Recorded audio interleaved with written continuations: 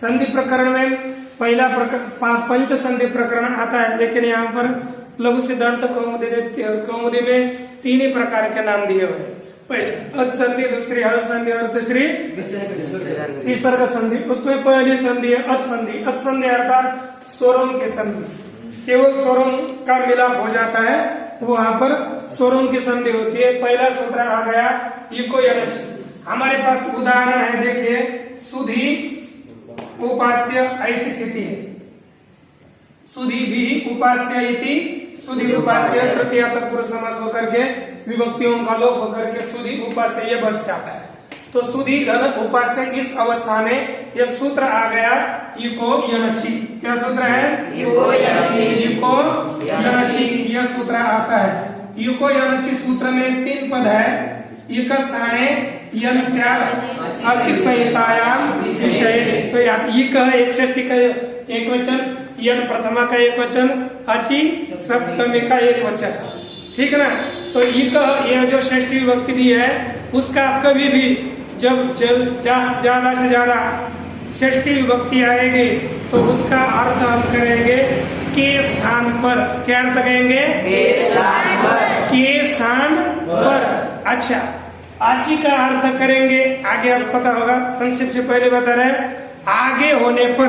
क्या अर्थ करेंगे? क्या करेंगे? आगे होने पर। अब देखो इक षष्ठी का अर्थ हो गया। अर्थ क्या हो गया इसका? इक के स्थान पर क्या हो जाता है? यन हो जाता है। कब? अच आगे होने पर। अच अर्थात स्वर आगे होने पर यह अर्थ हो जाता है। उसी के वृत्ति में अर्थ लिखा इक स्थाने यनस्या। इक के स्थान पर यन होता है अचि, अच आगे होने पर। कब? संहितायाम विषय, जब संधि का विषय आएगा तो आगे स्वर होने पर इक के स्थान पर। इक में कितने वर्ण आते हैं देखना है आपको। ई वो प्रत्यय देखना है, पहले प्रत्यय वो कंठस्थ करके समझना है। ई उ रु, इसमें आता है, इक में आता है आई ई उन रुक। आगे नहीं, इक में 4 वर्ण आते हैं, तो ई उ रु के स्थान पर यन होता है, अर्थात यन में आते हैं य वो र आदेश होते हैं। कब? आगे स्वर होने पर। अब देखो यहाँ पर एक यहाँ स्वर आ गया, एक यहाँ स्वर आ गया, यहाँ स्वर आ गया और यहाँ भी स्वर है। तो इक में कौन कौन आते हैं? ये उ इक में आता है, ई इक में आता है, ये उ भी इक में आता है। कब? आगे स्वर होने पर। तो देखो आगे यहाँ इसको इक से हम पकड़ेंगे तो यहाँ पर ये आगे स्वर है। इसको इक से पकड़ेंगे तो यहाँ ये आगे स्वर है। इसको इक से पकड़ेंगे तो यहाँ आगे स्वर है। तो समझो सु उ ई उ, इन सभी के स्थान पर क्या प्राप्त हो गए? यण आदेश प्राप्त हुआ। ये हो गया। अथवा हम यदि आगे होने पर यह अर्थ नहीं करेंगे, बस होने पर, अच होने पर, तो ये पीछे अच है तो इसको मानकर इसको भी यन होने की आपत्ति आ जाएगी। इसलिए एक परिभाषा सूत्र आया। परिभाषा उसे कहते हैं अनियमे नियम कारणे परिभाषा। जब अनियम होता है उसको नियम करने के लिए एक परिभाषा आती है, वही सूत्र दिया तस्मिन् नीति निर्दिष्टे पूर्वस्य। इसका अर्थ है सप्तमी निर्देशेन विधीयमानं कार्यं वर्णांतरेण व्यवहितस्य पूर्वस्य व्यवबोध्यम। सप्तमी निर्देश के द्वारा जो कार्य बताया गया है वह कार्य वर्ण के व्यवधान के बिना साक्षात पीछे वाले वर्ण के स्थान पर हो जाए। तो यहाँ पर देखिए विधान करने वाला सूत्र कौन सा है? इको यनची। तो यहाँ पर इस सूत्र में सप्तमी क्या है? अचि। तो सप्तमी निर्देश क्या हो गया? अचि। उसके द्वारा विधान किया हुआ कार्य क्या है? यन कार्य। वो क्या होगा? अव्यवहित पूर्व के स्थान पर। तो यहाँ पर देखिए ऐसा, या अच से हम क्या पकड़ेंगे? एक बार ई को पकड़ लेते, इस ई को, तो उसके द्वारा भी सप्तमी पकड़ेंगे, अच से पकड़ेंगे ई। उसके अव्यवहित पूर्व कौन है? इक नहीं है। तो यहाँ पर अब यहाँ पर वो के स्थान पर यनादेश नहीं होगा। चलो देखो इसको अच को पकड़ लेते हैं, इसके अव्यवहित पूर्व हो गया पो, इक नहीं है, तो इसके स्थान पर भी यनादेश नहीं होगा। चलो यहाँ पकड़ लेते हैं, स्वर पकड़ लिया हमने उ, उसके अव्यय पूर्व क्या आ गया ई। हाँ, यहाँ काम होगा। तो यहाँ काम करना है, क्या करना है हमको, यण करना है। तो यण में कितने वर्ण आते हैं, य, ल। और ईक में कितने आते हैं, ई, उ, काट रहे देखो, ईक में आते हैं 4 और यण में भी आते हैं 4। अब देखो यहाँ पर ई के स्थान पर क्या प्राप्त हो गया, अब क्या प्राप्त हो गया, है ना, ये वर्ण चारों भी प्राप्त हो गए। कुर्सी हो गई एक और आ गई मेंबर 4, है ना, चारों आ गए ना। फिर उनमें से कौन सा करे कि चारों ही बैठेंगे, बैठ कर चारों, हाँ कैसे बैठ जाएंगे। तो जितने एक ही स्थान है तो बोले इसमें से कोई ना कोई एक ही यहाँ पर हम रख सकते हैं, चारों को नहीं रख सकते। लेकिन अब क्या हो गया, चारों प्राप्त हो गए कि नहीं, का यण होता है। ऐसा नहीं कहा कि ई के स्थान पर यह होता है, ऐसा नहीं, ये यण अर्थात ये वर्ण होते हैं। तो चारों भी आ गए तो कहते हमारे लिए अधिकारी आदमी, उत्तराधिकारी अच्छा होना चाहिए। कैसा, जैसा खुद हो, खुद के जैसा ही उत्तराधिकारी हो तो काम अच्छा चलता है। तो बोलेंगे फिर इसके स्थान पर कौन करेंगे, कहते एक नियम होता है। और दूसरी परिभाषा आ गई नियम करने के लिए, स्थानांतर तमहम, स्थानीय अर्थात प्रसंग और अंतर अर्थात सदृश, तम अर्थात अतिशय, तम अर्थात अतिशय सदृश। तब अर्थ क्या हो गया, प्रसंगे सति सदृशतम आदेश से, ऐसा प्रसंग प्राप्त होने के बाद अतिशय सदृशतम, अतिशय समान आदेश होता है। अर्थात स्थानीय के अतिशय समान हो ऐसा आदेश होता है। तो सादृश्य कितने प्रकार का है, 4 प्रकार का। एक स्थानकृत सादृश्य, गुणकृत सादृश्य, प्रमाणकृत सादृश्य, मात्राकृत सादृश्य। सब सादृश्यों में बलवान सादृश्य कौन सा होता है, स्थानकृत सादृश्य। स्थान आपको हमको ढूंढना पड़ेगा। अर्थात ई का स्थान क्या है बताओ, यशानाम तालु स्थान। और इसमें ल का स्थान क्या है, लृतुलसानाम दंता। इसका स्थान है दंत।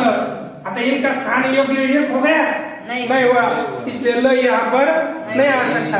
एक देश में नहीं रहते ना, अरे हमारे देश का राजा बनना चाहिए, दूसरे देश का थोड़ा ही चलता है, स्थान होना चाहिए। भारत का राजा बनेंगे दूसरे देशों का लाएंगे थोड़ा ही, भारत का बनाएंगे, है ना। तो इनका स्थान है दंत और इनका स्थान है तालु। वो बोलते हैं मेरे लायक अल्लाह का नहीं है, मेरे स्थान पर मेरे जैसा आदमी चाहिए। फिर चले रो के पास, रो का स्थान है मुर्गा। अरे कहते तू भी लायक नहीं, तू भी दूसरे देश का रहने वाला है, मेरे देश में रहने वाला चाहिए। तो वो के पास चले गए, वो का स्थान है वकारस्य, ये भी बरोबर नहीं है। फिर यह के पास चले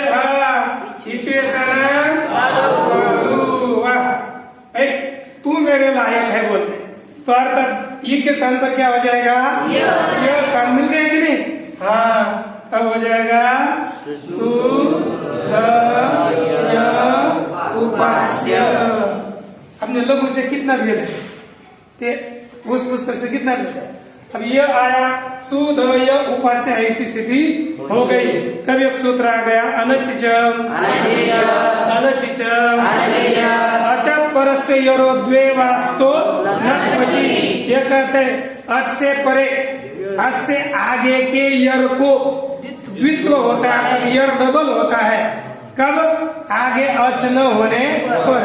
तो अच अर्थात स्वर, ध्यान में रखिए, अच अर्थात स्वर। तो स्वर के आगे जो यर में कितने वर्ण आते हैं, ह छोड़ के सब व्यंजन, ह को छोड़ के सभी व्यंजन।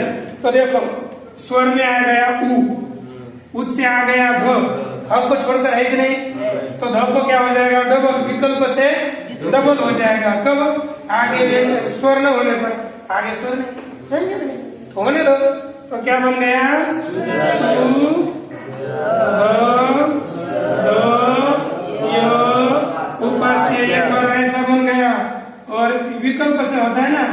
एक बार कुछ भी नहीं होगा, सुधय उपास्य, ऐसी स्थिति हुई, ठीक ना। तब सूत्र आता है जलाम जसजसे, जलाम जसजसे। जल में कितने वर्ण आते हैं? जल में प्रत्येक वर्ग के पहले 4 वर्ण और ऊष्म व्यंजन, ठीक ना। प्रत्येक वर्ग के पहले 4 और ऊष्म व्यंजन, उनके स्थान पर जल, उसके स्थान पर अर्थ लिख लीजिए, लिखना है। जल के स्थान पर जश आदेश होता है, क्यों जल जलम, ये षष्ठी बहुवचन है, षष्ठी का अर्थ है के स्थान पर, तो जलों के स्थान पर जश आदेश होता है। तब पर जस में कौन कौन से वर्ण आते हैं? प्रत्येक वर्ग का चौथा, तीसरा और चौथा। प्रत्येक वर्ग का तीसरा और चौथा व्यंजन आगे होने पर जल आता, प्रत्येक वर्ग के पहले 4 वर्ण नहीं पकड़ो अभी, और श श स है ना। प्रत्येक वर्ग के पहले 4 वर्ण श श स ह, इनके स्थान पर क्या होते हैं? जश आता ज ब ग द होते हैं। इनके स्थान पर ज ब ग ढ है ना। ज ब ग ढ ख ख च ढ ख च ट त क प श श स ह।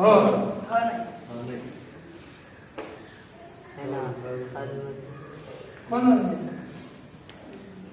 है? देखो जल में आता है ना, यहाँ पे देखना, इनके स्थान पर जब अगर ये होता है, कब आगे क्या होनी चाहिए? पकड़े ज भ ग ढ ज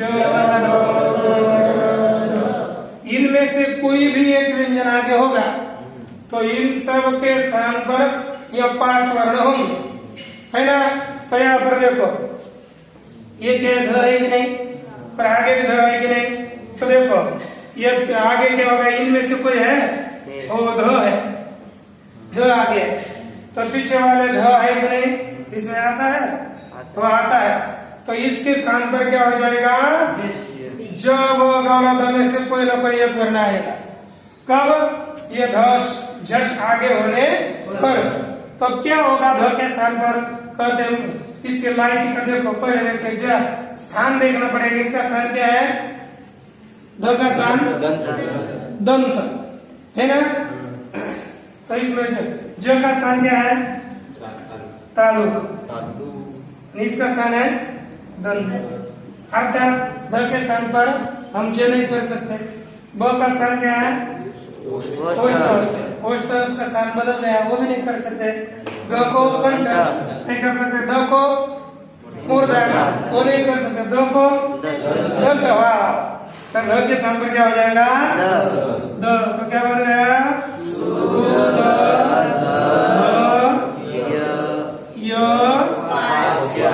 उपास्य, ये बना। ये बनने के बाद एक सूत्र आता, देखो इस यहाँ पर ये 2 पद थे, एक सुधि था और दूसरा उपास्य था। तो यहाँ पर सुधि के ई के स्थान पर यह हो चुका है, तो सुधि एक पद हो गया और उपास्य दूसरा पद हो गया। यहाँ पर देखो इसके अंतिम में संयोग है, यहाँ क्या है? संयोग। देखो 2 स्वर बीच में नहीं ना, दो ध यो, ये तीनों का क्या हो गया? संयोग। संयोग अंतिम में तब एक सूत्र आ गया, संयोगांतस्य लोपः, संयोगांतस्य लोपः, संयोगांतम यत् पदम तदन्तस्य लोपः, है ना। ये करें संयोगांत पद का लोप होता है। क्या होता है? संयोगांतस्य पदस्य लोपस्य, इतना सीधा अर्थ। संयोग जिसके अंतिम में है ऐसे पद का लोप होता है। तो इसके अंतिम में संयोग है कि नहीं? तो इस सब का क्या होगा? लोप प्राप्त हुआ। किसका लोप प्राप्त हुआ? सभी सुध धयो, इन सब का लोप प्राप्त हुआ। ये सब भगने लगे। तब एक सूत्र आता है अलंत्यस्य षष्ठी निर्दिष्टों स्याल आदेश स्याल, कहते षष्ठी के द्वारा जिसका निर्देश किया है वो ऐसा कार्य अंतिम के स्थान पर, षष्ठी के द्वारा निर्देश किया हुआ अल आदेश कहाँ पर होता है? अंतिम वर्ण के आदेश अंतिम वर्ण के स्थान पर होता है। तो यहाँ पर संयोगांत से षष्ठी था ना, संयोगांत का लोप होता है, तो संयोगांत से वहां षष्ठी था, तो षष्ठी के द्वारा निर्देश किया हुआ कार्य था, तो वो अंतिम वर्ण के स्थान पर होगा, सबके स्थान पर नहीं होगा। तो किसका लोप प्राप्त हो जाएगा? बस य का लोप प्राप्त हो गया, संकुचित कर दिया। अरे य का लोप प्राप्त हो गया, लेकिन पुनः समस्या हो गई, महाराज आपने इकार का यकार किया, इतनी समस्या कर उसको लोप कर रहे हो, क्या अच्छा नहीं लग रहा है? तो वार्तिकार बीच में आ गए, वो कहते यण प्रतिषेधो वाच्य, अरे यन के लोप का निषेध करना, जो वार्तिक जिसके नीचे दिया जाता है ना, वो उसी के विषय में कुछ कार्य बता देता है। जैसे अलोन्तेस्य के नीचे ये वार्तिक है, तो इस यहाँ का ही काम करेगा, तो कहता है यण प्रतिषेधो वाच्य, यन के लोप का निषेध करना, अर्थात ये वरल के लोप का निषेध करना, अर्थात ये वरल का लोप तो लोप नहीं होगा, तो जोड़ दो, तो क्या हो जाएगा? शुद्ध्युपास्य। क्या हो गया? शुद्ध्युपास्य। जोड़ करोगे शुद्ध्युपास्य, और जब द्वित्व नहीं होता तब सीधा बनेगा शुद्ध्युपास्य। ऐसे दो रूप बन गए। इसी तरह से आपको उदाहरण दिए, आप पढ़िए, धात्रंशः मध्वरी, धात्रंशः लाकृति, यह आपके लिए उदाहरण है।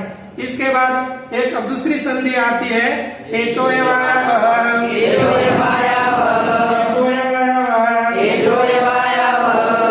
देखिए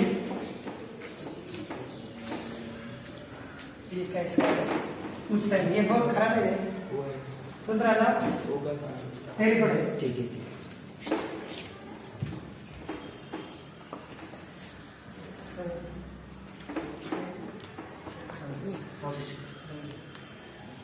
यह सूत्र आता है एचो एवं, यहाँ पर एच ये षष्ठी का एक वचन है, और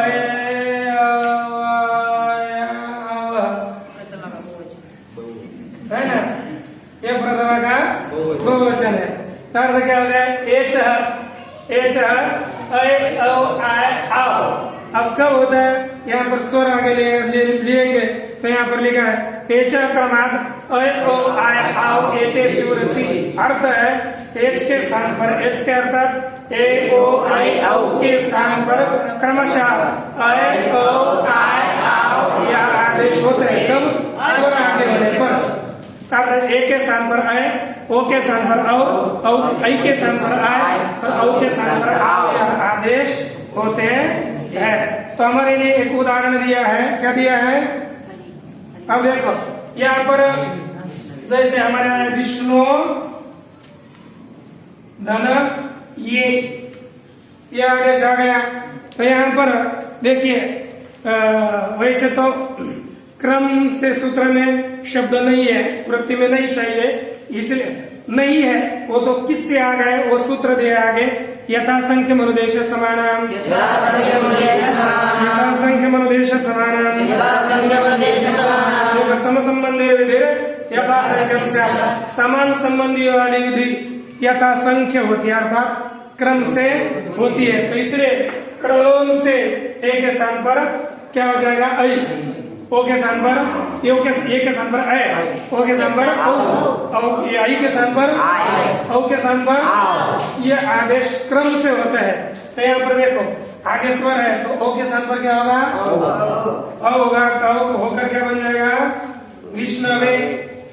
क्या बनेगा? विष्णवे। दूसरा हरे धन ए, यहाँ पर ए के स्थान पर अय होकर क्या बनेगा? हर ये, ठीक है ना? वांतो ही प्रत्यय,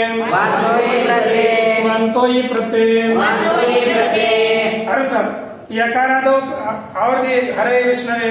नायक यहाँ पर क्या होगा? नई धन अक आय हो जाएगा नायक, पौ धन अक पावक म्हणजे अग्नि। दूसरा वांतो ही प्रत्यय, इसका अर्थ है यकारादो प्रत्यय भरे ओदौ को हो औ आव एदौ स। यकारादि प्रत्यय आगे होने पर ओ और औ के स्थान पर औ और आव आदेश होते हैं। जैसे हमारे पास एक उदाहरण है गोधन य गो पैश्वर्य, इस सूत्र के द्वारा यह प्रत्यय हो गया। आगे यकारादि प्रत्यय है कि नहीं, तो ओ के स्थान पर क्या होगा, ध्यान दीजिए औ, तो क्या बन गया गव्यम। दूसरा नाव्यम ना, नौ, यानी इसके आगे यह प्रत्यय होता है तो इसको भी क्या हो जाएगा औ आव हो जाएगा, तो क्या बनेगा नाव्यम गव्यम नाव्यम। क्या रूप हो गए गव्यम नाव्यम। दूसरा अब उदाहरण देख लीजिए अध्व परिमाणे च कार्तिक दिया है, देखो युति शब्द है, युति क्या शब्द है युति।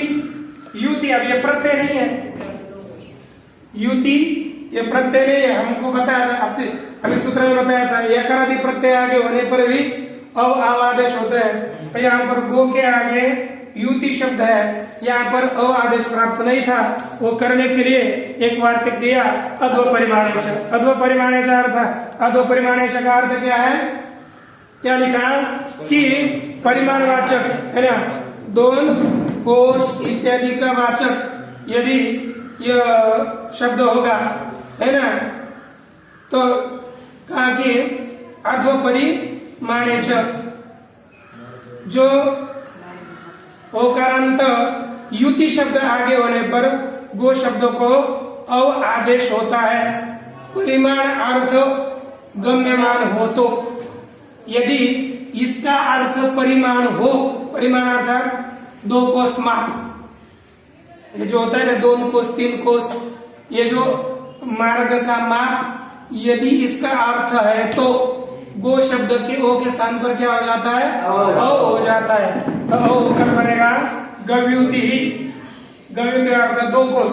यदि यहाँ पर इसका अर्थ माप नहीं लेंगे, इसका अर्थ हम अन्य ही लेंगे, माप को छोड़कर अर्थ लेंगे, तो यहाँ पर क्या होगा, कहते हैं कि यहाँ पर गव्युति शब्द का अर्थ युति अर्थात जोड़ी, गोयुति हो जाएगा। गोयुति अर्थात बैलों की जोड़ी, गोयुति अर्थात क्या होगी बैलों की जोड़ी, है ना। इस तरह से एक बन जाता है गव्युति रूप बन गया। इसके बाद संधि आ जाती है गुणादेश संधि। इसके लिए पहले संज्ञा सूत्र आ गया, बोलिए अदे गुणः अत्यंच गुण संज्ञा क्या है अदे गुणः अत्यंच गुण संज्ञा अदे अर्थात अ ए ओ गुण संज्ञक होते हैं, अर्थात अ ए ओ को गुण कहते हैं। किनको गुण कहते हैं ओ को गुण कहते हैं। अब यहाँ पर अ से कौन सा लेना है, अ से 18 प्रकार का लेना है क्या, ए से 12 प्रकार का ए लेना है क्या, ओ से 12 प्रकार का ओ लेना है कि नहीं, ये हमारे पास शंका आई। तो उसका उत्तर देने के लिए आगे का सूत्र का ये आ गया है, वो देखियो क्या कहा, तपरस्तत्कालस्य तत्परो यस्मात् सः तात्पर्यश्चोच्चार्यमाण स्वकालस्य व संज्ञा स्यात्। ये कहते हैं कि त है आगे जिसके, त है आगे जिससे, और जो है जो त के आगे है, त है आगे जिससे, देखो यहाँ पर अर्थ है, त है आगे जिससे, किससे है त है आगे जिससे, उसको भी कहते हैं तपर। त आगे जिससे है उसको कहते हैं तपर, और त के आगे जो है उनको भी कहते हैं तपर। तो इसको भी तपर कहेंगे और इनको भी तपर कहेंगे। और जो तपर होते हैं ना, वो जैसे उच्चारण किए हैं वैसे ही रहते हैं, अर्थात अपने समकाल वर्णों का ही बोधन करते हैं। लिखा है त परो यस्मात् अर्थात त है आगे जिससे, तात्परश त से आगे जो है वो उच्चार्यमान अर्थात जैसा उच्चारण किया है उस समकाल के ही बोधक होते हैं। अर्थात ये जो अ दिया है वो दीर्घ और प्लुत का बोधक नहीं होता, बस रस्व का है। तो रस्व अ कितने प्रकार का है? शेष। बस ये दीर्घ ए कितने प्रकार का है? ये अपने दीर्घ का बोधन करेगा, प्लुत का बोधन। तो ये भी कितने प्रकार का लेना है? 6। और वो भी कितने प्रकार का लेना है? 6। वो 18 प्रकार के नहीं लेने। जैसे रस्व है तो रस्व, दीर्घ है तो दीर्घ, प्लुत है तो प्लुत, वैसे लेने। रस्व दीर्घ थोड़ी टाइट रहेगा, सो लेने। अब देखो तो यहाँ से अर्थात क्या हो गया? रस्व अ, ए और ओ इनकी गुण संज्ञा होगी, आ की गुण संज्ञा नहीं होगी। दीर्घ नहीं लेना ना, ए से प्लुत ए की गुण संज्ञा नहीं होगी, ओ की गुण संज्ञा ओ की होगी, लेकिन ओ की नहीं, प्लुत की नहीं होगी। कितना हो गया? तो अब हम गुण करेंगे, इसके लिए सूत्र आ गया। वो सूत्र है अद्गुण। देखो अद्गुण, ये आठ ये पंचम का एक वचन है, गुण प्रथमा का एक वचन है। यहाँ पर अच्छी की अनुवृत्ति आती है, पूर्व प्रयोग की भी अनुवृत्ति आती है और मिलाकर इसकी अनुवृत्ति बनाई दी जाती है। अवर्ण अच्छी पूर्व प्रयोग गुण एकादेश से। अवर्ण से अ कौन सा?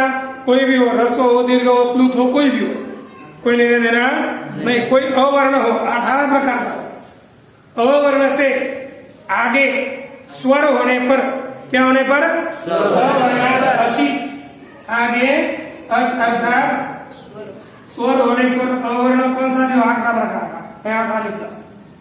अवर्ण से आगे स्वर होने पर क्या हो जाता है? पूर्व वर्ण और आगे का वर्ण, इन दोनों वर्णों के स्थान पर ये गुण आदेश होता है। उदाहरण आपको दे रहे, गंगा होगा, उपइंद्र,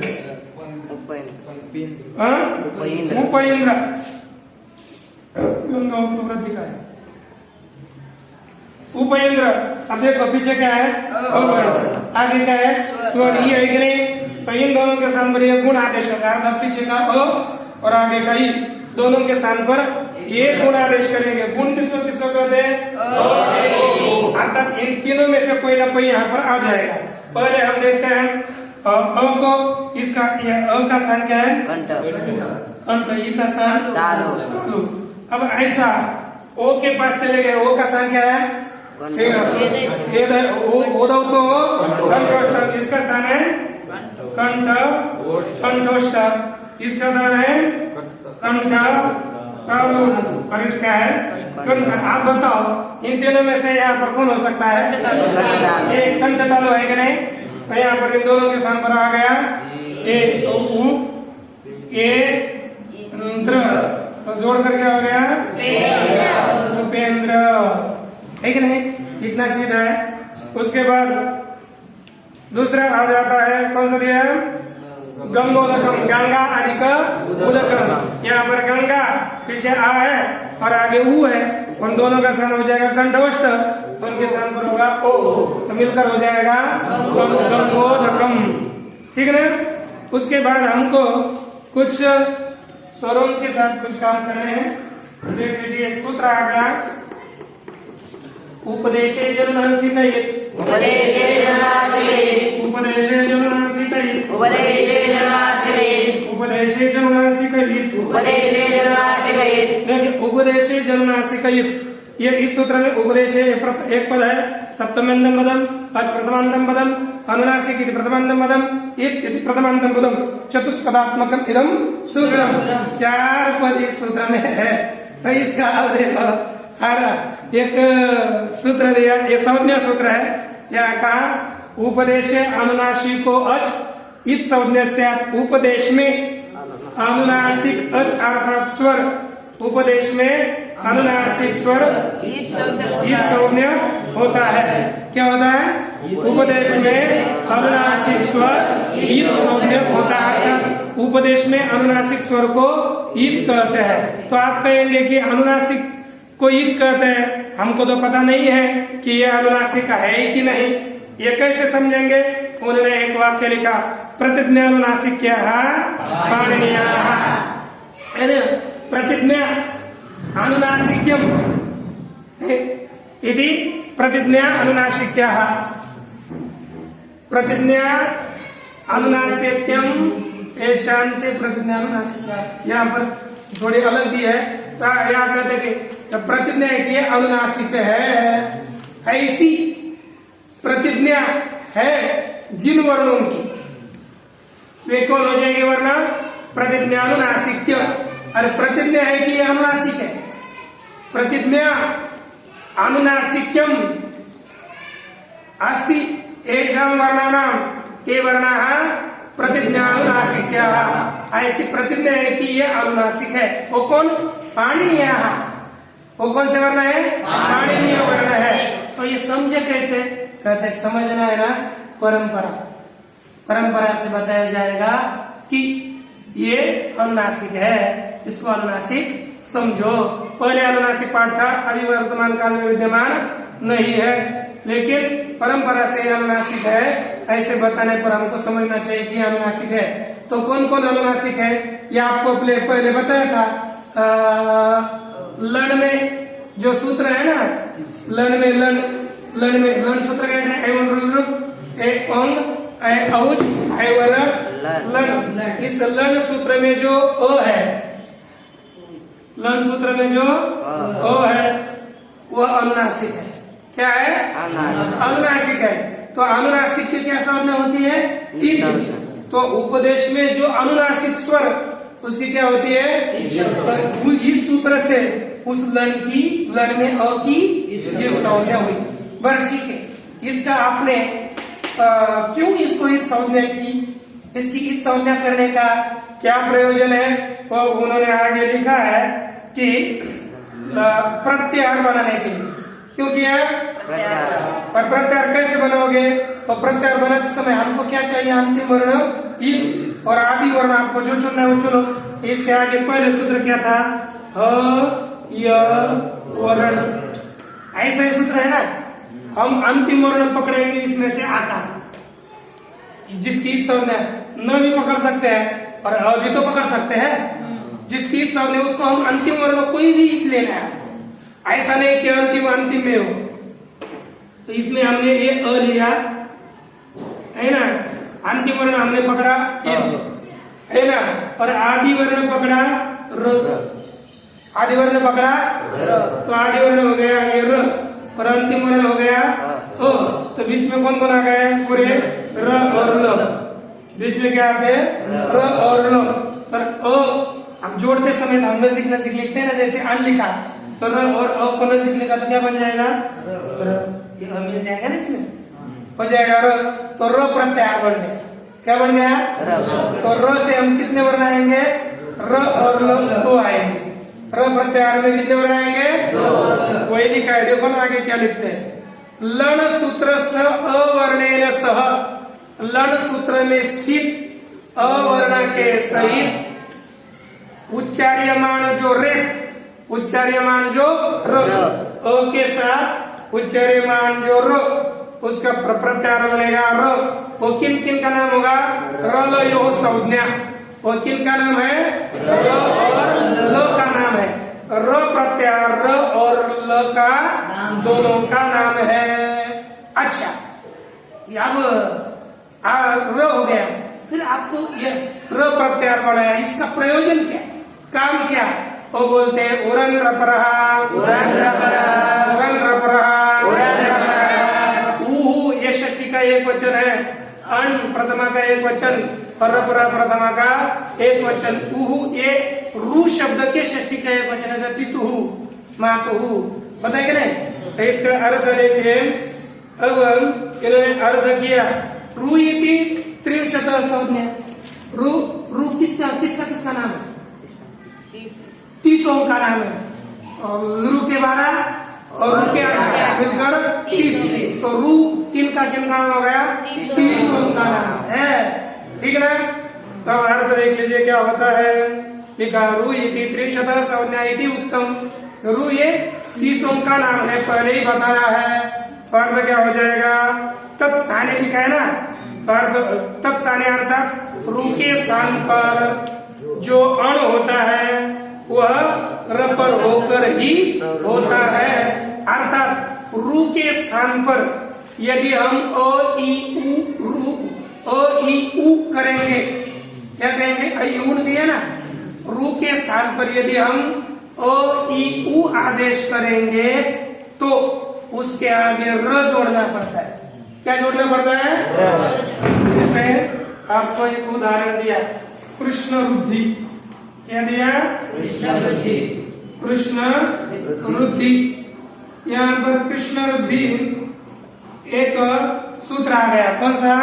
आगुना। आगुना क्या करता है? अ के आगे स्वर होने पर उनके स्थान पर एक गुण आदेश होता है। तो यहाँ पर देखो, ये क्या स्थान है इसमें? कंठ। इसका स्थान मूर्धा। अब ये देखो, यहाँ पर वो हो सकता है क्या? नहीं हो सकता। क्यों? ये विरोधी आ गया ना, कंठ है। ठीक है, समान न हो लेकिन विरोधी नहीं होना चाहिए। समान न हो लेकिन विरोधी नहीं होना चाहिए। कंठोष्ठ, ये ओष्ठ विरोधी हो गया मूर्धा के। पर ये हो सकता है क्या? अ और रू के स्थान पर नहीं, क्योंकि कंठ तालु ये विरोधी हो गया। फिर चले अ के पास, हाँ आधा तो जुड़ गया, विरोधी तो नहीं है ना, इसलिए इनके स्थान पर ओ और रू के स्थान पर ये कहा जाएगा ओ। क्या आएगा? ओ आदेश होगा। लेकिन आपको कभी रू के स्थान पर कर रहे हैं, रू के स्थान पर हो ही रहा है, ओ और रू दोनों के स्थान पर हो रहा है। और जब भी रू के स्थान पर आदेश होगा तभी उसके आगे र जोड़ना पड़ता है, र प्रत्यय।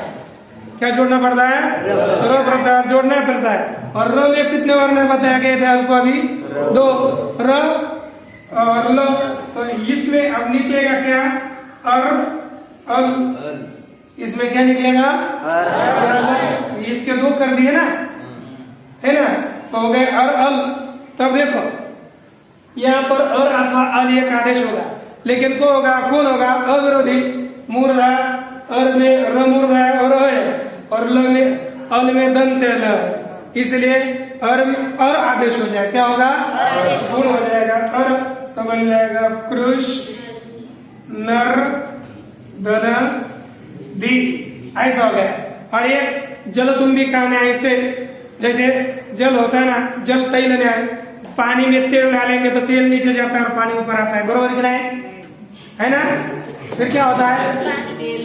तेल ऊपर आता है और पानी नीचे रहता है, ये बराबर है। वैसे ही है ना, जैसे जल में तेल डालेंगे तो तेल ऊपर जाता है, वैसे ये र है ना, र ये र सीधा ऊपर चला जाता है। र की तीन अवस्था होती है, आपको बताया था। अचम दृष्ट्वा हलांशोपरी हलश्चोपरी गच्छति। अश व्यंजनों को देखेंगे तो सिर पर चला जाता है, ठीक ना?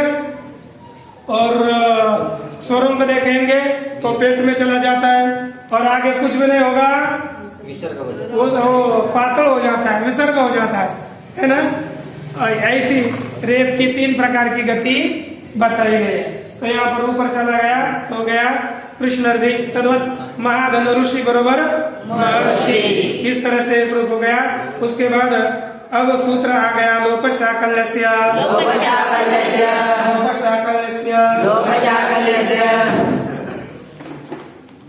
क्या सूत्र है?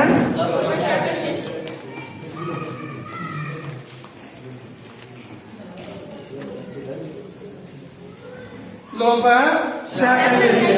अब ये शाकल्य होने का मत है, उसका अर्थ देखिए। अवर्ण पूर्वयो हो और लोपो वासी परे। इन्होंने क्या लिखा? अ है पूर्व में जिनके, ऐसे य और व का लोप होता है विकल्प से। विकल्प से लोप होता है कब? अश आगे होने पर। अश अर्थात स्वर, क्या स्वर है ना? और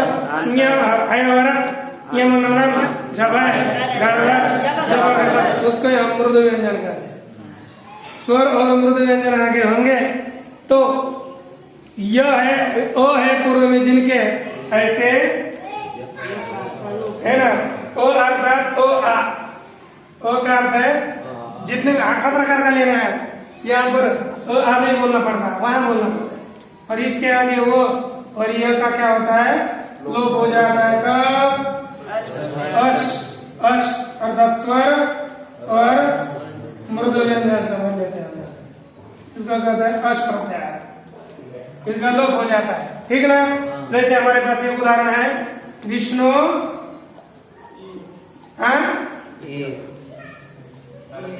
विष्णु इति, लेकिन ये और वो कैसे होना चाहिए? पदांत, पद के अंतिम है ना, अ है पूर्व में जिनके, ऐसे पद के अंतिम य और व का लोप होता है हर्ष आगे होने पर।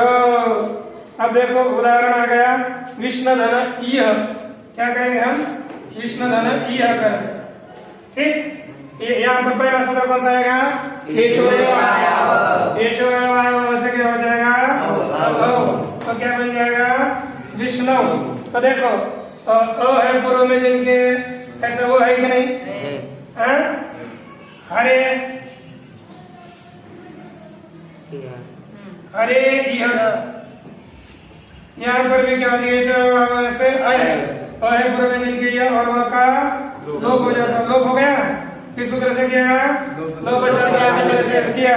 उसके बाद कौन सा सूत्र प्राप्त हुआ?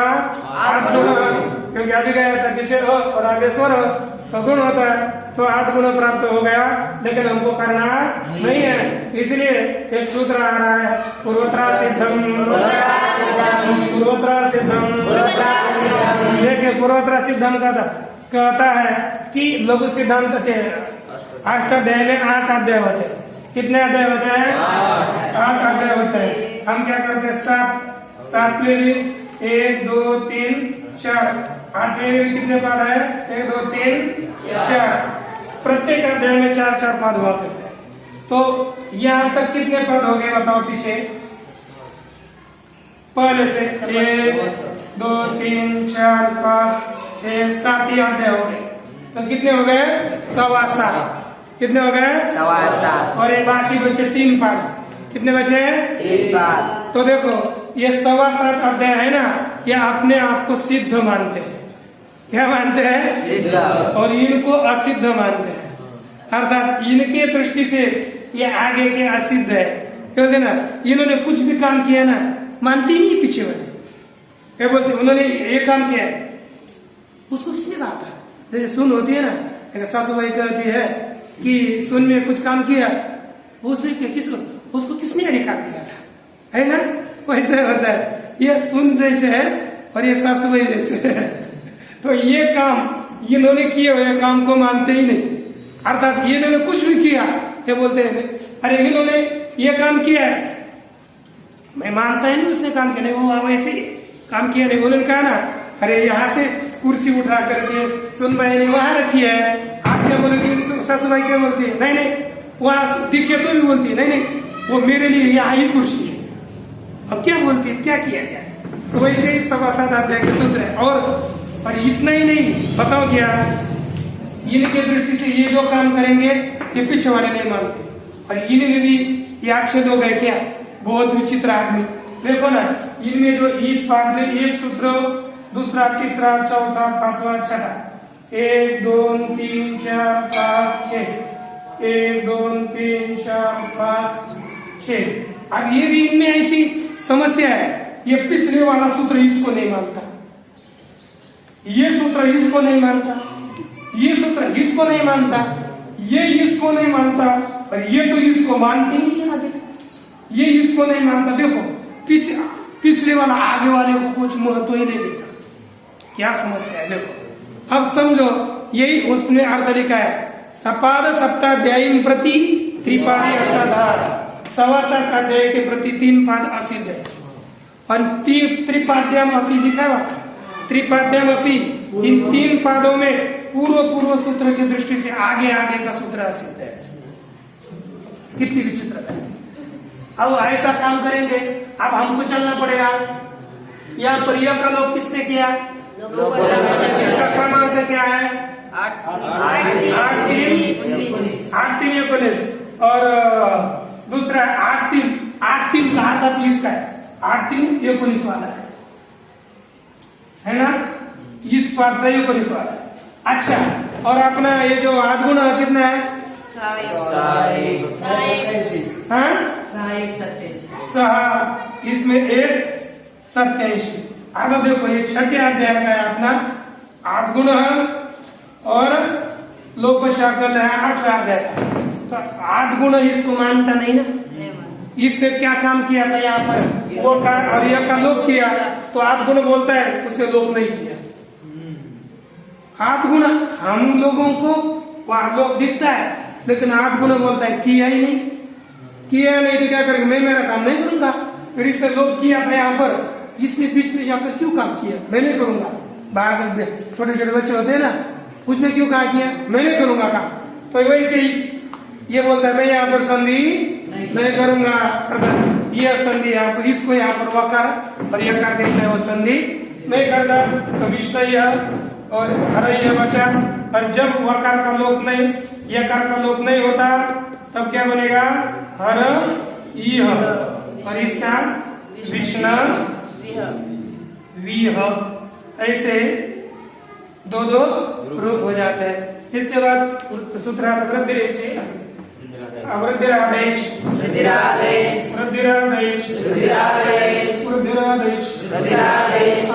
वृद्धि संज्ञस्य अर्थात आठ में आ जाता है आ, आई, औ, इनको वृद्धि कहते हैं। इनको वृद्धि कहते हैं आ, आई, औ, इनको वृद्धि कहते हैं। इसके बाद देखिए सूत्र आ जाता है वृद्धिरेचि आदेशि परे वृद्धिरेपदेशस्य अ वर्ण से परे एच होने पर एच अर्थात इनमें से कोई भी एक होगा तो क्या हो जाता है? वृद्धिरेकादेश। जैसे कृष्ण एकत्वम, कृष्ण एकत्वम। आगे देखो, पीछे दो है कि नहीं, आगे ए है कि नहीं, तो इन दोनों के स्थान पर क्या हो जाएगी? वृद्धि होगी। अब यहाँ पर देखना पड़ेगा कंठ स्थान है, इसका स्थान है कंठ तालु। तो इनमें से वो कार नहीं आ सकता कि वो कार का कंठस्थ है औकार, तो आएगा कौन? क्या हो जाएगा? तो मिलकर होगा कृष्ण तत्वम, और जोड़कर क्या होगा? तद्वदेव गंगा ओघा गंगोघा देव ऐश्वर्यम देव ऐश्वर्यम। खाने शेवटी क्या है? कृष्ण औत्कंठ्यम तत्पश्चात एक सूत्र आ गया एते दत्युत्सु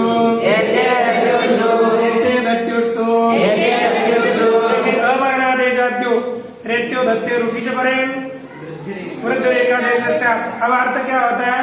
अवर्णात अर्थात अवर्ण से परे एजादि अर्थात एजादि एच एकारादि ओकारादि औकारादि। कौन? यिनगतो धातु और एण धातु आगे होने पर और उठ आगे होने पर वृद्धि एक आदेश होता है। एजादि होनी चाहिए। जैसे पहले प्र एक है, प्र एकी, देखो पीछे आकर है, आगे एक आदि इन धातु है, इनका तो धातु का रूप है, तो यहाँ पर वृद्धि होगी और अ और ए के स्थान पर बनेगा आई, तो क्या बन जाएगा? आई, तो बनेगा ऐठी। तद्वत उपई धते, क्या हो गया? ऊपर ए धते, आगे एक आदि ए धातु है, तो यहाँ पर भी वृद्धि होकर ओ और ए के स्थान पर होगा आई, तो रूप बन जाएगा उपई धते। क्या बना? उपई धते। तत्पश्चात एक सूत्र आने लगा जो है कि यहाँ पर लिखा है, क्या लिखा? एजाद्यो किम, एकारादि क्यों होना चाहिए? और पृष्ठऊ उसमें वृद्धि होकर बनेगी पृष्ठऊ। एजाद्यो किम, एजादि हो ऐसा क्यों कहा? अर्थात एजादि न हो तो यहाँ पर वृद्धि नहीं होगी। जैसे हमने इनगतो धातु का द्विवचन का रूप लिया इतः, एति इतः। अब आकार से आगे इनगतो धातु तो है लेकिन एकारादि नहीं है, इसलिए यहाँ पर वृद्धि होकर क्या होगा, गुण होकर बनेगा प्रेत। क्या बन जाएगा, मतलब हो जाएगा क्या है, माँ भवान प्रेमिधत, माँ भवान प्रेदी धत। ये देखो यहाँ पर स्थिति प्र ईदी, या ऐसा ही है ना। यहाँ पर देखिए यह लुंग लकार है, लुंग लकार में आत का आगम नहीं होता, तो यहाँ पर आ का आगम लोप हो चुका है ना। यहाँ पर देखो प्र ईदी धत ऐसी स्थिति आ गई, यहाँ पर रजो होकर बना हुआ था, और यहाँ पर अब ये धातु तो आगे है लेकिन एजादी नहीं है, तो यहाँ पर वृद्धि नहीं होगी, तो क्या हो जाएगा, बस गुण होकर क्या बनेगा, एजादी हो तो भी वृद्धि होती है। तो आगे देखिए अक्षर संज्ञानम, अक्षर शब्द से आगे उहिनी हो तो उन दोनों के स्थान पर क्या हो जाती है, वृद्धि। अक्षर धन उ, यहाँ पर आठ गुण से गुण प्राप्त था, लेकिन उ में भी वृद्धि होकर बन जाते हैं अक्षौ हिणी। क्या बन गए हैं, अक्षौ हिणी। दूसरा देखिए, इसके बाद हम है ना अक्षौ हिणी सेना, क्या हो जाती है, अक्षौ हिणी सेना। ध्यान में है ना। दूसरा है प्रादुहोडो ढेशेषु, प्रादुहोडो ढेशेषु। देखें प्र के आगे वो होगा तो उन दोनों के स्थान पर वृद्धि क्या होगी, प्रभु। अर्थात यहाँ और उ में 8 गुणा से गुण प्राप्त था, लेकिन गुण न होकर यहाँ पर क्या होगी, वृद्धि। उसी तरह प्रौढ़, प्रौढ़ यहाँ पर भी क्या हो जाएगा, प्रौढ़ वृद्धि। प्रधन उढ़ी बन जाएगा प्रौढ़ी, प्रधन एषः है ना, प्रधन एषः। यहाँ पर क्या हो गया था कि एक प्रधान बताते हैं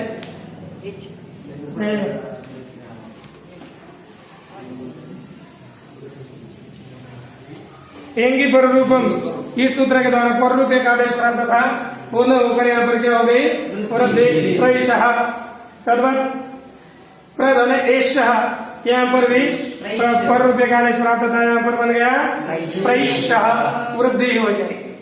तत्पश्चात ऋतेश तृतीया समासे ये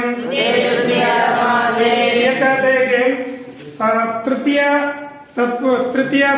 तत्पुरुष समास में रू आगे होने पर वृद्धि एक आदेश होता है। जैसे तृतीय तत्पुरुष होना चाहिए, लेकिन जैसे सुखेन ऋतः, सुखेन ऋतः तृतीय तत्पुरुष समास है, विभक्ति लोप होने के बाद बन जाता है सुख ऋत। यहाँ पर रू आगे होने पर यहाँ पर क्या हो जाती है, वृद्धि आदेश हो जाती है, बन गया सुखार्थ। कर्मधारय समास में नहीं होता, परमश्चात् होता है परमर्थः। यहाँ पर रुत अर्थात सुखेन रुत गतः, एक सुखार्थ, सुख से गया, परम रुत परम गया, श्रेष्ठ गया, यहाँ पर वृद्धि नहीं होगी, सुखेन रुत में वृद्धि हो जाएगी। दूसरा है, आगे देखिए, प्रवत्सतर कम्बल वसनारण दशानाम मृरेम, क्या है, दशानाम मृरे, यह ऐसा। इसका अर्थ है ऋणे, ऋणे अर्थात सप्तमी वचन है, तो कभी सप्तमी होगी तो कहेंगे हम ऋण आगे, ऋण शब्द आगे होने पर किनके चलेगा, प्र वत्सतर कंबल वसन दशन और ऋण है ना। ऋण, ऋण के आगे भी ऋण हो, ऋण शब्द आगे होने पर किनके, प्रवत्सतर कंबल वसन ऋण दश, इनके आगे ऋण शब्द होने पर पूर्व और पर शब्द के स्थान पर एक वृद्धि आदेश होती है। देखो प्र के आगे ऋण आएगा तो प्र, हम सामान्य तो क्या हो जाता है, गुण हो जाता है, प्रगणम बन जाता है, लेकिन ऋण शब्द आगे होने के कारण प्र धन ऋण में यहाँ क्या हो जाएगी? वृद्धि होगी। ओ और रू इनके स्थान पर वृद्धि क्या आएगी? आ आएगी क्या? और पूर्ण ऊपर की सहायता से और इसमें दो निकलेंगे आर आर। तो इनमें से ओ और रू इनके स्थान पर क्या आ जाएगा? स्थानीय विधान स्थानांतरतम सूत्र से आर होगा। तो क्या बन जाएगा? कारणम। वैसे ही कंबल के वत्स बछड़े के लिए ऋण वत्स तरारणम है ना। पुढे कंबल ऋण कंबलारणम दशारणम ऋणारणम। ऋण के लिए ऋण, कभी किसी को ऋण देना था ना, किसी के पैसे निकाला और बहुत पैसे होगा, वो बहुत मांगने लगा, चलो दूसरों को ऋण मांगो। ऋण के लिए ऋण, इधर से निकालो उधर दे दो, हो गए ना। ये हो गए। अब आगे उपसर्ग संज्ञक सूत्र आ गया। एक संज्ञा विधायक उपसर्ग क्रिया योगे क्रिया योगे उपसर्ग संज्ञा इत्यादि क्रियापद के योग में उपसर्ग संज्ञक होते हैं। अगर प्र इत्यादि जो 22 है ना, वो उपसर्ग के समीप आ गए, उनके साथ लिखे तो उनको नाम देंगे हम उपसर्ग। इसलिए आपको यहाँ पर दिए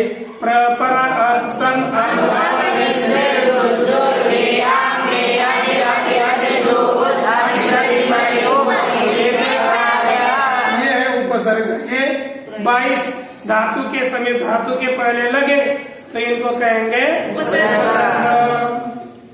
अच्छा, उपसर्ग भुवादयो धातवः। आपने कहा क्रिया के योग में प्र इत्यादि आएंगे तो उनकी उपसर्ग संज्ञा होगी, लेकिन प्र इत्यादि क्रिया किसको कहते हैं? कहते क्रियावाचनो भुवादयो धातवः। तो क्रिया के वाचक क्रिया के बोधक भू इत्यादि का हमने सरल अर्थ बता दिया है। भू आदि भूवा इत्यादि है ना। भूवा इत्यादि उनको क्या कहते हैं? धातु। क्या कहते हैं? धातु। उनको धातु कहेंगे। पता चला ना? तो चले आगे। उपसर्ग धृति धातु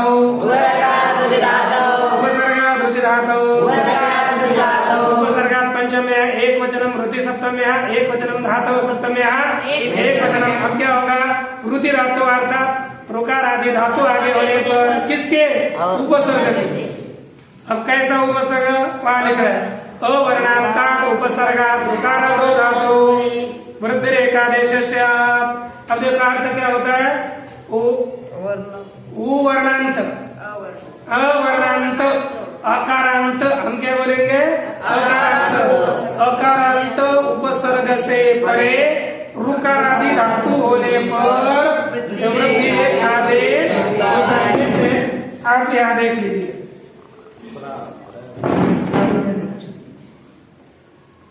अब ये जड़ हुआ शुरुआत में बुद्धि लग जाती है और बाद में खराब हो जाता है ना। अब बाद में लगते क्यों बैठे हम? ऐसा भी हो जाता है, हमको होता था पहले कि बहुत थक जाते हैं बाद में, लेकिन उसका बाद में फल होता है। अब देखिए ओके, आगे क्या है? रोकाना भी धातु है कि नहीं? तो यहाँ पर क्या हो जाएंगे? वृद्धि अर्थात ओ और आ के स्थान पर आ जाएगा आ, तो बन जाएगा रूप राक्षसी। क्या रूप बनेगा? है ना। तो चलिए आगे। एंगी पर रूपम उपसर्गात एंगादो धातु परे पर रूप मेघादेश से। अवर्णांत उपसर्ग से परे एंगादि ए ओंग है ना। ए ओकारादि एकारादि और ओकारादि धातु आगे होने पर रूप एकादेश हो जाता है, अर्थात आगे मिल जाता है। जैसे प्रएजते क्या है? प्रएजते अकारांत उपसर्ग है कि नहीं? उसके आगे एकारादि धातु आएगा कि नहीं? तो किस में मिल जाएगा? ए में मिल जाएगा। तो क्या बनेगा? इसी तरह उप औषधि में अ के आगे ओ आया तो पीछे का आगे के ओ में मिल गया, बन जाएगा उपौषधि। नहीं तो यहाँ पर वृद्धि प्राप्त थी, है ना। ठीक, चलो आगे शकन अचुंद्यादिटी अचुंद्यादिटी अच्छा मध्य यो अंत्य प्रति संज्ञा से आप नहीं बोलना नहीं। अच्छा मध्य यो अंत्य स्वरों में जो अंतिम स्वर क्या है? स्वरों में जो अंतिम स्वर और वह है आदि में जिसके जैसे हमारा ये मनस लिया, मनस है। स्वरों में अंतिम स्वर कौन है? अ, और वह किसके आदि में है? स के। तो यहाँ पर ओ सो इनको कहेंगे टी। राम में किसको टी कहेंगे? जो स्वरों में जो अंतिम स्वर है उसके किसी के आदि में हो तो चलेगा, नहीं तो यहाँ पर राम में हो जाएगी अ की टी संज्ञा। देखो ध्यान में देना, स्वरों में जो अंतिम स्वर है और वह स्वर जिसके आदि में है उसकी टी संज्ञा होगी, अर्थात वो स्वर की भी टी संज्ञा होगी और उसके साथ होने वाला फिर बाद का हलंत वर्ण उसकी भी टी संज्ञा। ठीक ना? कभी भी ध्यान में देना, वाक्य हो, शब्द हो, नाम हो, किसी में भी स्वरों में जो आम ग्राम गच्छति, इस वाक्य की टी संज्ञा में किसकी होगी? मी की होगी। मी में ई की होगी। वाक्य में बोल रहे हैं हम, ग्राम में थोड़े, शब्द में थोड़े बोल रहे हैं, है ना? राम ग्रामं गच्छति, इसमें किसकी टी संज्ञा होगी? टी घटक। वाक्य में हाँ बोले राम महा ओ, उसकी टी संज्ञा होगी। हरि ही की टी संज्ञा होगी। ध्यान में देना, वाक्य में बोलेंगे तो वाक्य का अंतिम स्वर, शब्द में बोलेंगे तो शब्द का अंतिम स्वर उसकी टी संज्ञा होगी। उसके आगे व्यंजन होगा तो व्यंजन सहित उस स्वर की टी संज्ञा होगी। जैसे मनस में स सहित अ की टी संज्ञा, राम में बस अ की टी संज्ञा। ठीक, टी संज्ञा का क्या प्रयोजन है? तो आगे दिया एक वाक्य, क्या दिया है? शकंधवादी रूपम वाचन। देखो शकंधवादी गण में टी पर रूप हो जाता है। जैसे एक शक अंधु, क्या आ गया? शक अंधु आ गया। यहाँ पर देखो आगे के, इसमें शक में किसकी टी सामने हो जाएगी? आगे स्वर आ गया कि नहीं? अंध शब्द आ गया कि नहीं? तो कहते शकंधवादी गण में टी संज्ञा जो स्वर है उसका वह पर रूप हो जाता है। तो यहाँ पर अ और आ में आ दीर्घ प्राप्त हो गया, अ स्वर्ण से दीर्घ न होकर आगे मिल जाएगा, बन जाएगा शकंधु। दूसरा आ गया करकंदु। करकंदु का था बोर, करकना मंदु इति करकंदु, है ना? बद्री मन ईशा, मनस ईशा। यहाँ पर क्या लेती थे? अस का क्या होगा? पर संज्ञा हो जाएगा, टी संज्ञा होगी और आगे मिल जाएगा तो मनस ईशा, मनीषा, है ना? ऐसे रूप बन जाते हैं। तो आगे देख लीजिए, ओमान घोष आकृति गणोयम लिखा है एक वाक्य। आकृति गणोयम अर्थात आप जहाँ पर रूप आदेश किया है ना? आकृति गण शब्द का अर्थ है आकृत्य गण्यते परिचयते इति आकृति गण। आकृति से जिसको हम समझ लेते हैं, जिसका परिचय कर सके, इसको कहते हैं आकृति गण। अब शब्द ज्यादा तो नहीं दिए तो ऐसे समझ ले, चाहिए जितने भी शब्द हो आकृति गण। यहाँ पर ध्यान देने, जितने भी शब्द हो तो जहाँ पर रूप आदेश किया होगा वह ये शकंधवादी गण का है, ये समझना चाहिए। जैसे मारतंड, मार्त में आगे मार्त और आगे अंडो, मार्त अंडो। मार्त में जो आकार है वो आगे के अंड में मिल गया तो बन गया मार्तंडो। मार्तंड शब्द का अर्थ है सूर्य। क्या है? सूर्य। ठीक। ओमां गोष्ठम, ओमी आंगी चाट परे पर रूप में का देश से ओम और आंग आगे होने पर, है ना? अ से परे ओम और आंग होने पर रूप एक आदेश हो जाता है। देखो यहाँ पर शिवाय, ओम नमः ऐसा लिखा। यहाँ पर देखो अ से पीछे क्या है ओ, आगे है ओ, अ से आगे ओ होने पर पररूप एक आदेश होता है, आकर आगे मिल जाएगा। तो क्या बन जाएगा? शिवायोम। यहाँ पर वृद्धि नहीं होगी, शिवायोम नमः, बस अ आगे मिल जाएगा, वृद्धि नहीं होकर शिवायोम नमः ये रूप बन गया। तत्पश्चात एक दूसरा आता है शिव आ इहि। क्या है? शिव आ इहि। यहाँ पर देखो शिव आ इहि, इस स्थान पर दोनों जगह पर संधि प्राप्त हो गई। शिव आ यहाँ पर संधि प्राप्त हो गई और आ ई यहाँ पर संधि प्राप्त हो गई। तो कहाँ पर संधि आगे में करें, है ना, ये नियम हो गया। यहाँ पर ये ओमंग से सूत्र लगा और यहाँ पर आठ गुण सूत्र लगता है। दोनों में से कौन सा सूत्र प्रारंभ में होना चाहिए? तो कहा कि एक है धातु उपसर्ग कार्यम अन्य कार्यम बहिरंगम। धातु और उपसर्ग का कार्य अंतरंग होता है और दूसरा कार्य बहिरंग होता है। और बहिरंग और अंतरंग के दृष्टि से अंतरंग सिद्ध होता है और बहिरंग असिद्ध होता है। इसलिए क्या है? सिद्धम बहिरंग अंतरंगे, सिद्धम बहिरंगम अंतरंग। बहिरंग के दृष्टि से, अंतरंग के दृष्टि से बहिरंग सिद्ध होता है। समझो किसी का बेटा है, किसी के बेटे को एडमिशन करवाना है और वो स्वयं क्या है? मुख्य अध्यापक है और एक ही एडमिशन मिल सकता है, दूसरे में एक दो बच्चे हैं और खुद का एक बेटा है, तो किसका एडमिशन कराएंगे? मार्क कम होने के बाद भी। हाँ, आपने बेटे का कराएगा नहीं, अंतरंग है ना, और बहिरंग के बाद में देखा जाएगा उसको 50,000 बोलेगा, 60 बोलेगा, है ना, और इसको 1,000 में काम करवाएगा। इतना हो जाता है।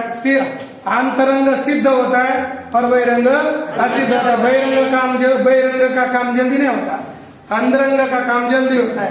तो यहाँ पर आ और ई, यहाँ का कार्य अंतरंग हो गया, यहाँ की संधि पहले हो जाएगी, आठ गुण से गुण होकर बनेगा ए ही। क्या हो गया? ए ही, शिव ए ही। लेकिन अब यहाँ पर संधि करी तो होमांगो से सूत्र नहीं लग रहा, क्योंकि वो बोलता है आगे आ होने पर ही पर रूप एक आदेश हो जाता है। लेकिन यहाँ पर ए दिखने लगा तो होमांगो से सूत्र नहीं लग रहा था, तो यहाँ पर वृद्धि से वृद्धि हो जाएगी तो फिर तो, है ना। तो यहाँ पर हमको होमांगो से सूत्र लगाना है, इसलिए एक सूत्र आया, वो कहता है अंतादिवच्च योयम एक आदेश पूर्व से अंत परस्यादिवत। जो यह एक आदेश हो गया वो पूर्व की दृष्टि से अंत की तरह है और आगे की दृष्टि से आगे की तरह है। तो पूर्व की दृष्टि से कैसे है? अंतिम की तरह। तो पूर्व है शिव, उसकी दृष्टि से क्या होगा? अंतिम उसके क्या था? आ, वो आ की तरह दिखेगा। जो एक ये आदेश है इसकी दृष्टि से ये होगा आ, क्या होगा? और इसकी दृष्टि से होगा, इधर की दृष्टि से ई। तो इसकी दृष्टि से आ, तो क्या होगा? अब आगे दिखा कि नहीं दिखा, तो होमांगो से सूत्र लगा। तो आगे अंग होने पर पररूप एक आदेश होता है, तो ये आकार आगे एक आगे मिल गया तो बन गया शिवे ही। क्या बना? सूत्र अक सवर्णे दीर्घ। देखो अक सवर्णेची परे पूर्व प्रयोग दीर्घ एकादेश।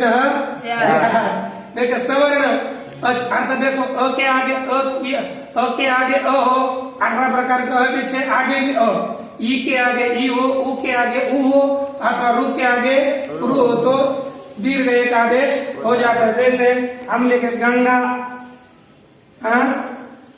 गंगा आले लिखा, आपको तो क्या अच्छी खंड शब्द है। गंगा पीछे भी अ है, आगे भी अ है, तो मिलकर क्या हो जाएगा? गंगा। हिम आले है ना, हो गया कि नहीं? विष्णु उदय, हरीश, हरीश, ठीक ना? अच्छा, समझ में आया? एंग पदांता दति, देखे एंग पदांता दति, एंग से पदांत, एंग से आगे अ होने पर पूर्व रूप एक आदेश होता है। क्या कहते हैं? परे पूर्व रूप एक आदेश होता है। पदांत अर्थात ए ओ, पद के अंतिम ए ओ से आगे अ होने पर पूर्व रूप एक आदेश होता है, अर्थात उसका लोप हो जाता है कि नहीं, मतलब है ना।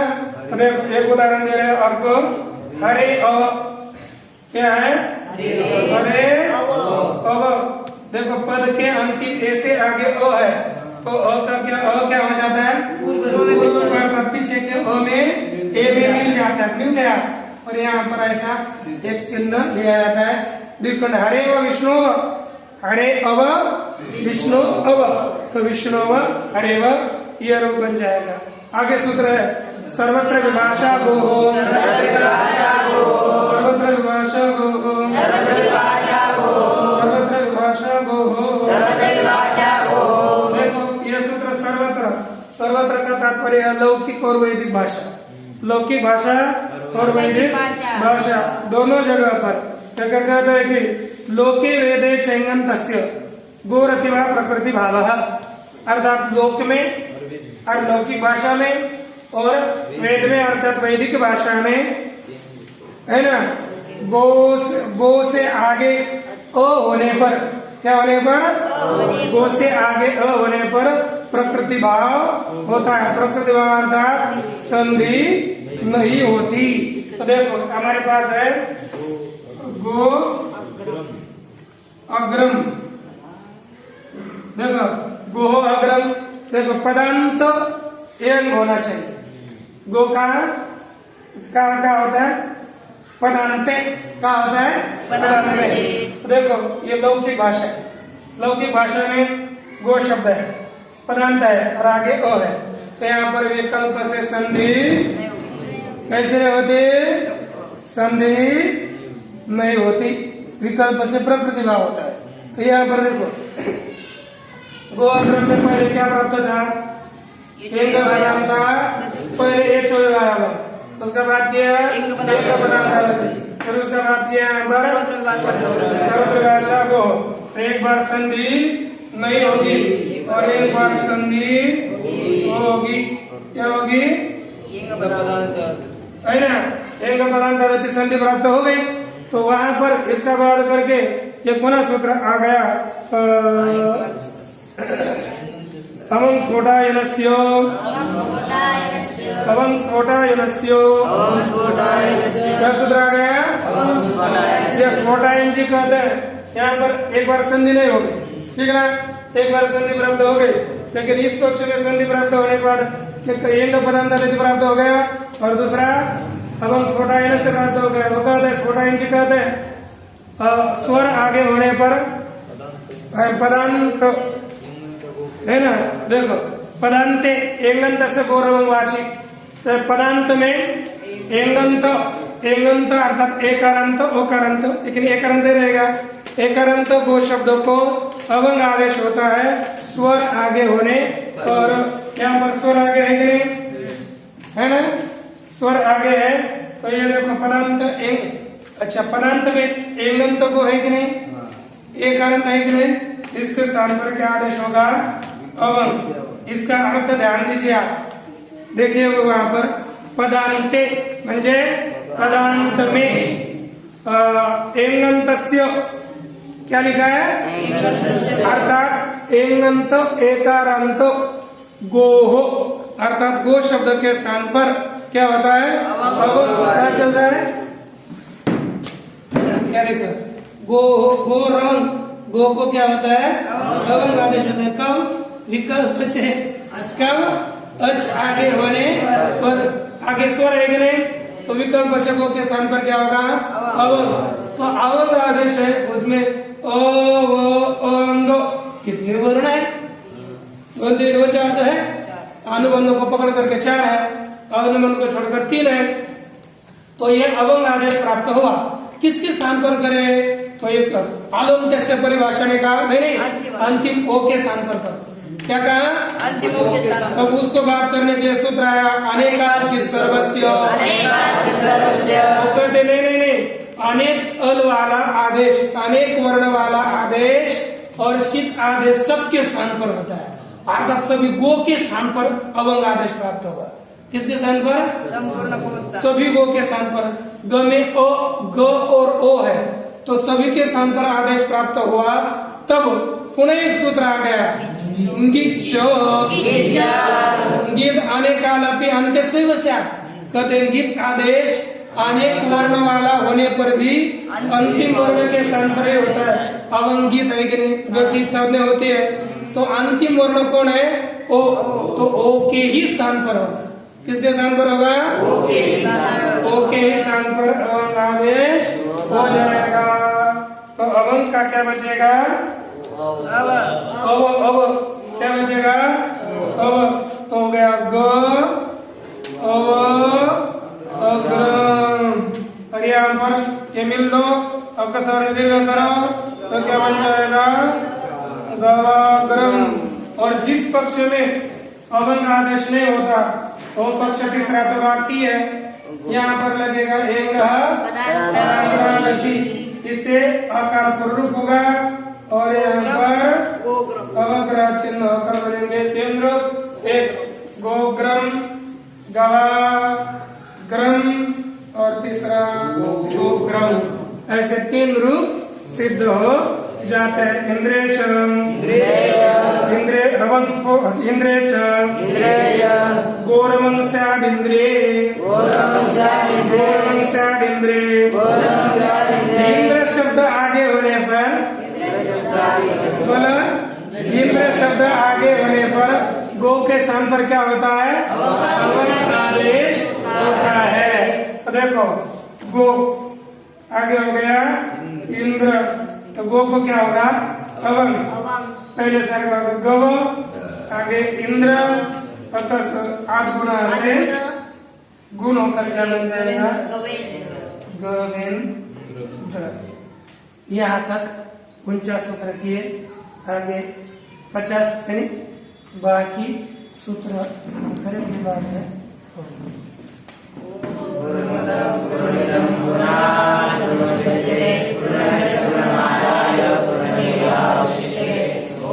शांति शांति शांति। देखिए पहला सूत्र है दूरा धूते च,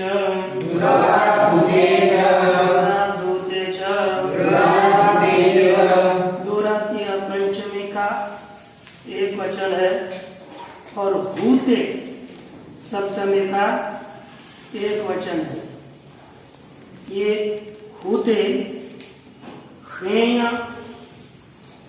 धातु से हे होए थे ना, हेय स्वर्दयम शब्द छ, इस धातु से त प्रत्यय करने के बाद उसका संप्रसारण आगे होकर के हूत रूप हो जाता है। दूराद होते अर्थात दूर से बुलाने पर, दूर से बुलाने के लिए हम संबोधन कहते हैं, तो इसका अर्थ होता है दूराद संबोधने। दूराद होते का अर्थ हो गया दूराद संबोधने। यहाँ पर त के आगे ध है, इसलिए जयो अन्य तरस्याम, इस सूत्र के द्वारा ह के स्थान पर ध आदेश हो जाता है, तो रूप हो जाता है दूराद धूते, ये सिद्ध हो जाता है। अब यहाँ पर एक संज्ञा सूत्र है, इसने कहा दूराद धूते च। अब दूराद संबोधने वाक्यस्य तेहे प्लुतोवा है ना। अब इसका अर्थ दूराद संबोधने अर्थात दूर से संबोधन करने में वाक्य की टी को विकल्प से प्लुत होता है, अर्थात वाक्य की जो टी है उसको विकल्प से प्लुत कहते हैं।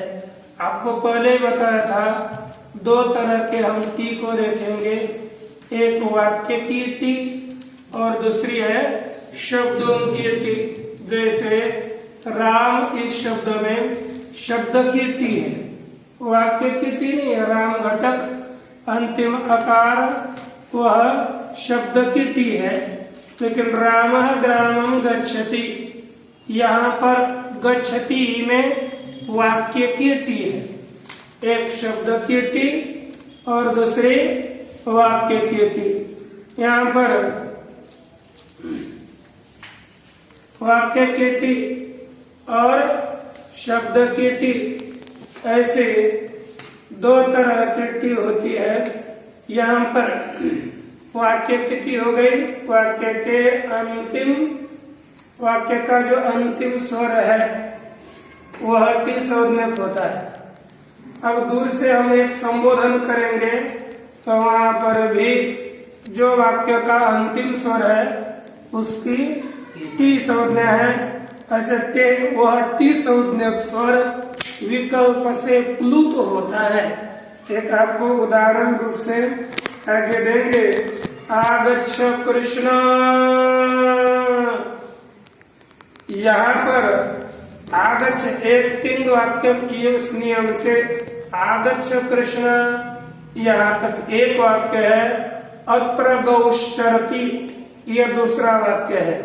तो पहला वाक्य यदि हम किसी को संबोधन कर रहे हो, संबोधन बोधक शब्द अंतिम में हो तो दूर से संबोधन करने में वाक्य के टी को विकल्प से प्लुत होता है। तो जैसे आगच्छ कृष्ण, यह प्लुत भी हो सकता है और आगच्छ कृष्ण ऐसे प्लुत का भी प्रयोग किया जा सकता है।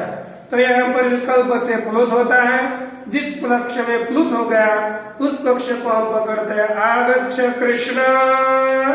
तो यहाँ पर वाक्य की जो टी है कृष्ण घटक आकार उसकी उस वह विकल्प से प्लुत संज्ञक होता है। प्लुत कर दिया गया। प्लुत का फल क्या है उसी का कथन अग्रिम सूत्र में किया। प्लुत प्रगृह्या अचनित्यम एतेषि प्रकृत्या स्युः नित्यम। एते अर्थात यह जो प्लुत और प्रगृह्य जिसकी प्लुत संज्ञा हुई है और जिसकी प्रगृह्य संज्ञा हुई है, यह अच अर्थात स्वर आगे होने पर नित्य क्या होते हैं? प्रकृत्या स्युः अर्थात अपने स्वभाव से ही रहते हैं। प्रकृति अर्थात स्वभाव, अपना जैसा स्वभाव है, अपना जैसा स्वरूप है वैसे ही रहते हैं। इनमें किसी भी तरह का बदल नहीं होता, जैसे थे कुछ भी फर्क इनमें नहीं होता। अच्छा, तत्पश्चात एक आता है सूत्र दूसरा। यह उदाहरण देखिए। आगच्छ कृष्ण अत्र गौश्चरति, यहाँ पर कृष्ण अत्र इस स्थल में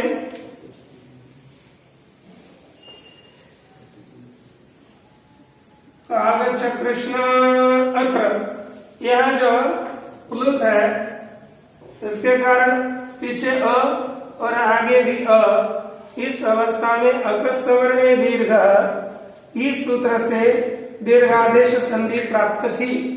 लेकिन इस सूत्र ने कहा प्लुत प्रगृह्या अचिनित्यम, यह स्वभावता ही नित्य रहते हैं, इनमें बदल नहीं होता। इसलिए संधि न होकर के वैसा रूप रह जाएगा। आगच्छ कृष्ण अत्र गौश्चरति। दूसरा पुनः एक सूत्र आया। दोरात् संबोधने च, दोरात् संबोधने च। अच्छा, नहीं ये हो गया। अरे इदुदे द्विवचनम प्रगृह्यम, इदुदे द्विवचनम प्रगृह्यम, इदुदे दंतम, इदुदे दंतम द्विवचनम प्रगृह्यम स्यात्। अब कहते हैं कि इदुदे दंतम अर्थात दीर्घ इकारांत, दीर्घ उकारांत और एकारांत द्विवचन प्रगृह्य संज्ञक होता है।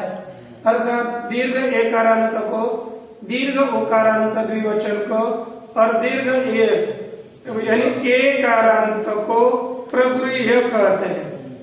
अब वह शब्द का द्विवचन हो अथवा धातु के क्रियापद का द्विवचन, किसी का भी द्विवचन हो, जैसे कमलम कमले, कमले ये द्विवचन, इसको हम प्रगृह्य कहेंगे। माला माले, ये माले है कि नहीं, प्रगृह्य, इसकी भी क्या हो जाएगी, प्रगृह्य संज्ञा हो जाएगी। तत्पश्चात दूसरे जितने भी दीर्घ स्वरांत धातु शब्द है, जैसे हम करेंगे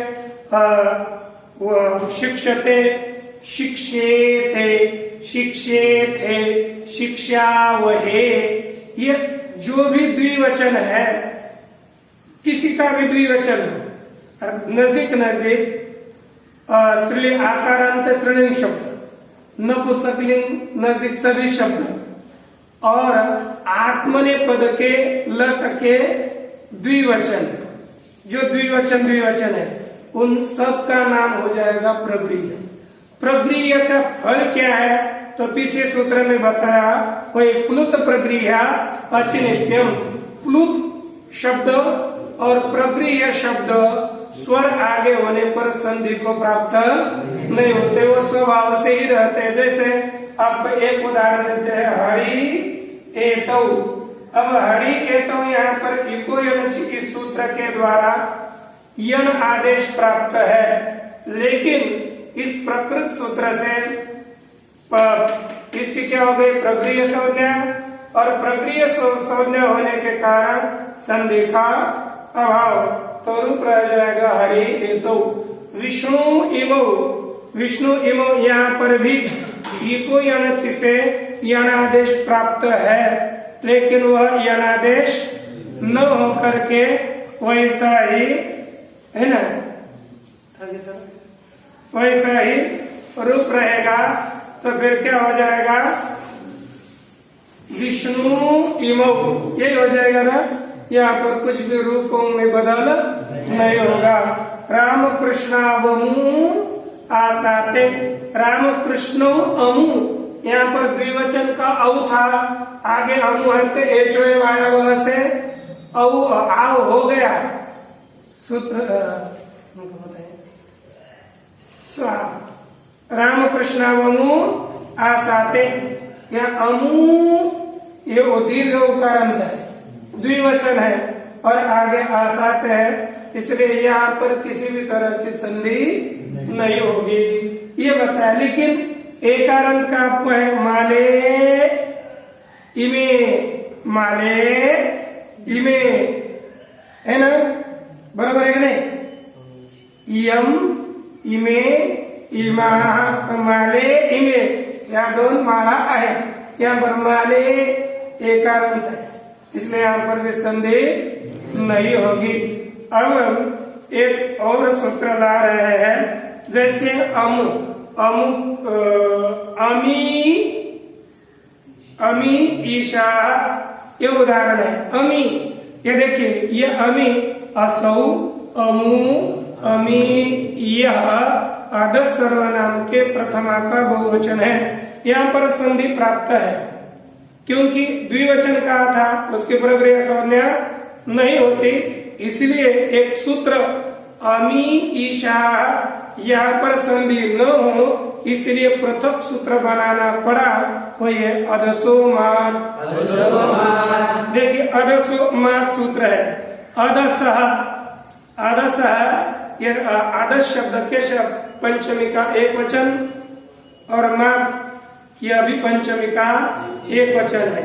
यह करना हो तो आदर्श षष्ठी का एक वचन कहिए, और मात पंचमी का एक वचन, तो आदर्श के म से परे यह अर्थ हो जाएगा। और उसी को ही क्योंकि सर्वनाम ये पूर्व के परामर्शक होता है, तो यहाँ पर आस्मात यह रूप ले लिया। आस्मात अर्थात इससे, आस्मात अर्थात इससे, इससे अर्थात किससे, आदर्श के म से, यह अर्थ हो जाएगा। आस्मात ये आदर्शोमात का परामर्शक है, आस्मात से, आस्मात अर्थात आदर्श के, म से परे, ई दीर्घ ई और दीर्घ उ प्रगृह्य संज्ञा होते हैं। आदर्श के म से परे दीर्घ ई और दीर्घ उ इनकी प्रगृह संज्ञा होती है। यहाँ पर इदुदे द्विवचन प्रगृहम, यहाँ से इदुदे दंतम इसकी अनुवृत्ति आती है, लेकिन इदुदे इसके आती, लेकिन एकार की अनुवृत्ति नहीं ली गई। क्यों नहीं ली गई यहाँ पर? क्योंकि एकारांत द्विवचन कवि हो, एकारांत कवि रूप होता ही नहीं है आदर्श शब्द का, कहीं पर भी नहीं होता। हाँ, यदा जब हम यहाँ पर ले सकते हैं, इन्होंने क्यों नहीं, क्योंकि होता नहीं इसलिए, लेकिन अनुवृत्ति आती ही है। तो यहाँ समझो अदस के दीर्घ इकारांत, दीर्घ उकारांत और दीर्घ एकारांत से परे क्या होता है, लेकिन अदस के म से दीर्घ एकारांत और दीर्घ इकारांत, दीर्घ इकारांत उकारांत और दीर्घ एकारांत प्रगृह संज्ञा होते हैं। यहाँ पर दो ही दिए, क्योंकि हमको आगे अपेक्षित है इसलिए तीनों को ही रखिए। तो यहाँ पर देखिए अमी ईशा, तो अदस के म से परे यह ई है, इसलिए यहाँ पर इसकी प्रक्रिया संज्ञा होने से प्रक्रिया से संधि का अभाव हो जाएगा, रूप अमी ईशा बनेगा। यहाँ पर माध्यम एक आदस के म से परे ऐसा क्यों कहा? एक दिया अमुख्य, यह अमुख्य यह भी आदस का ही रूप है, क्योंकि अव्यय सर्वनाम नाम अकच प्राप्त है।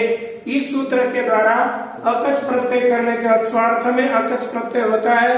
आदस का जो अर्थ है अमुक का वही अर्थ है, लेकिन बहुवचन है अमुके अत्र, इसलिए यहाँ पर इतना क्यों कहा? मकारांत से ही परे क्यों कहा? यहाँ पर मकारांत से परे एकार नहीं है। किससे परे है? ककार से परे है, म से परे नहीं, क से परे है, इसलिए यहाँ पर संधि न हो, इसलिए यहाँ पर मात शब्द जोड़ा हुआ है। चादयो सत्वे अद्रव्यार्थाश्चादयो निपाता स्युः।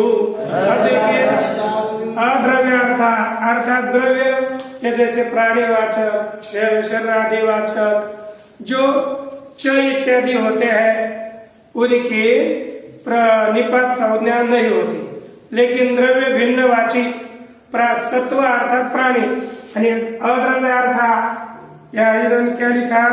अद्रव्यार्थ द्रव्य भिन्नवाचक जो च इत्यादि है उनकी निपात संज्ञा होती है। जैसे पशु शब्द है, पशु शब्द का यदि द्रव्यवाचक होगा तो पशु अर्थात प्राणी, और पशु भिन्नवाचक अर्थात पशु शब्द का दूसरा अर्थ है सम्यक उत्तम। तर पशु जैसे भवान पशु, हाँ अस्ति है ना, पर असम्यक होगा, खराब हो क्या अच्छे हो, तो पशु अर्थात अच्छा। और एक शब्द है भाना, पशु अर्थात अच्छा सम्यक, और एक दूसरा है पशु, उसको यदि विसर्ग में जोड़ेंगे पशु अर्थात जानवर, और पशु अर्थात सम्यक, पशु अर्थात जानवर। ध्यान रखिए। इसके बाद है प्रादयः एतेपि तथा, अर्थात प्र इत्यादि बाईस उपसर्ग है। कौन कौन से?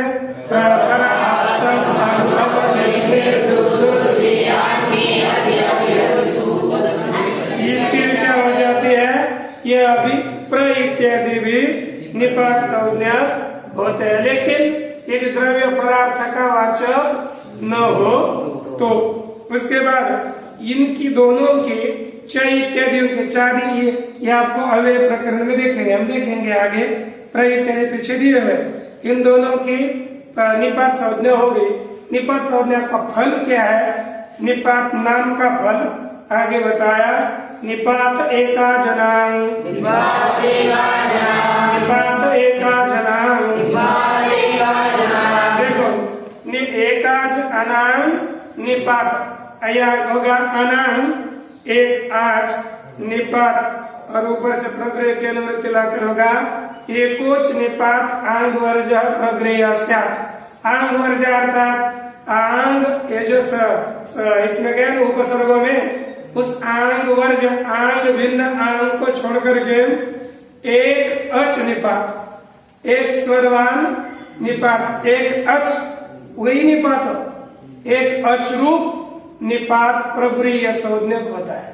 एक स्वर रूप निपात को प्रगृह्य कहते हैं। जैसे ई, ओ, ऐ, आ, ओ, ये सब आगे निपाती अवयवों में, इनकी सब की क्या हो जाएगी? प्रगृह्य संज्ञा होगी। प्रगृह्य संज्ञा होने के बाद संधि नहीं होती, इसलिए कहा ई इंद्र। यहाँ पर ई है, हे इंद्र, ई संबोधनक है। ई यहाँ पर इसकी संधि इंद्र के साथ नहीं हुई। उ उमेश, यहाँ पर उ की भी प्रगृह्य संज्ञा हो गई। प्रगृह्य संज्ञा होने के बाद स्लुत प्रक्रिया अचनित्यम, इसके द्वारा संधि का अभाव हो जाता है, संधि नहीं होती। और यह कहा कि ये जो अनंग का हमको पता नहीं, आंग दो प्रकार के आ है, एक आंग का आ है और एक आंग भिन्न का आ है। कहाँ पर आंग होता है और कहाँ पर आ होता है, इन दोनों का प्रयोग का, दोनों का तो आ ही बचता है। फिर इन्होंने एक वाक्य लिखा, वाक्य स्मरणयोरंगित। क्या लिखा? वाक्य स्मरणयोरंगित, अर्थात वाक्य और स्मरण करने में उंगी रहित आ का प्रयोग होता है ना? उंगी रहित, उंगो रहित आ का प्रयोग होता है और अन्य जगह पर आंग का प्रयोग होता है। वाक्य में और स्मरण में आ का प्रयोग, और जहाँ पर आ का प्रयोग होता है उनकी प्रगृह्य संज्ञा होगी और आंग की प्रगृह्य संज्ञा नहीं होगी।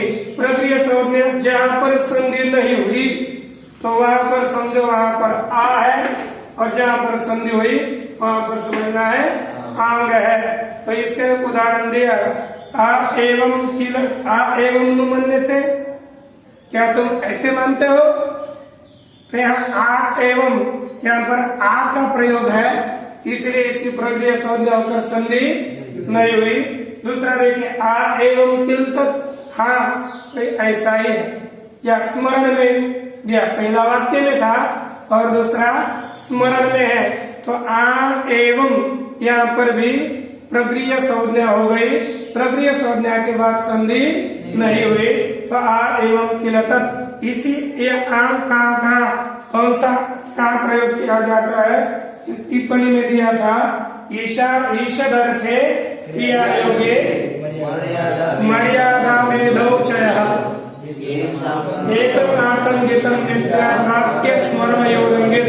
अरे अर्थात एक कम अर्थ, ईषद अर्थे क्रिया योगे, क्रियापद के योग में, मर्यादा, अभिविधे, इस चारों अर्थों में गीत आकार अर्थात आंग समझना चाहिए और तद भिन्न अर्थों में आ समझना, वाक्य और स्मरण में आ समझना चाहिए। इसके बाद सूत्र आता है ओत, उदांतो निपात प्रगृह्य से, अर्थात ओकारांत निपात, जो ओकारांत निपात है उसके भी प्रगृह्य संज्ञा होती है। एक उदाहरण दिया, अहो ईशा, अहो ईशा, क्या लिखा है? अहो ईशा। यहाँ पर देखिए ओकारांत निपात है, इसकी क्या संज्ञा हुई? प्रगृह्य संज्ञा हुई।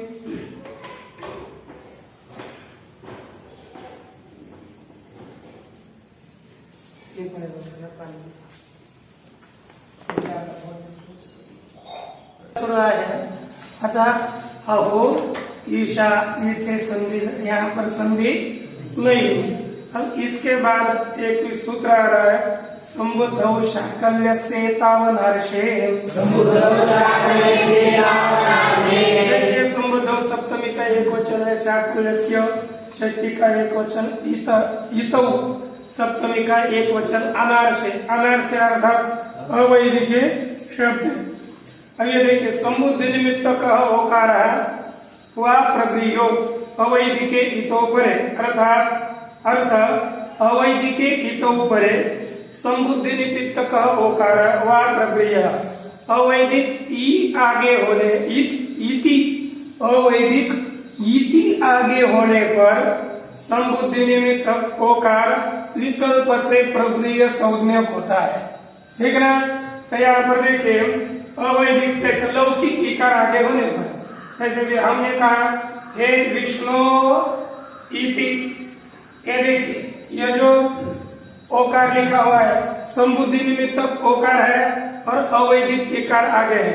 अवैदिक इकार आगे होने पर संबुद्धि निमित्तक जो ये ओकार है इसकी विकल्प से प्रक्रिया संज्ञा होती है। प्रक्रिया संज्ञा होगी तो प्रक्रिया अचलित से प्रकृति भाव होगा, संधि नहीं होगी। और जिस पक्ष में यहाँ पर इसकी प्रकृति भाव, इसका प्रकृति भाव नहीं होगा उस पक्ष में एचोयवायावः इस सूत्र के द्वारा अव आदेश हो जाएगा। अव आदेश होने के बाद पुनः यहाँ पर आकार पूर्व में ऐसा पदांत वकार है, उसका वकार का विकल्प से लोप हो जाएगा। लोप होने के बाद विष्णु इति और एक बार बनेगा विष्णविति। और यहाँ पर लोप शाखा से लोप होने के पश्चात पूर्वतरा से दम से सिद्ध हो जाए, असिद्ध होने के कारण ये कोई अलग सूत्र संधि नहीं होगी। ऐसे 3 रूप सिद्ध हो जाता है। तत्पश्चात देखिए मया उयो ओवा, मया उयो ओवा, मया पंचमी एक वचन, उयः षष्ठी एक वचन, वह प्रथमा एक वचन और वह अव्यय है। तो मय से परे, मय में कितने वर्ण आते हैं?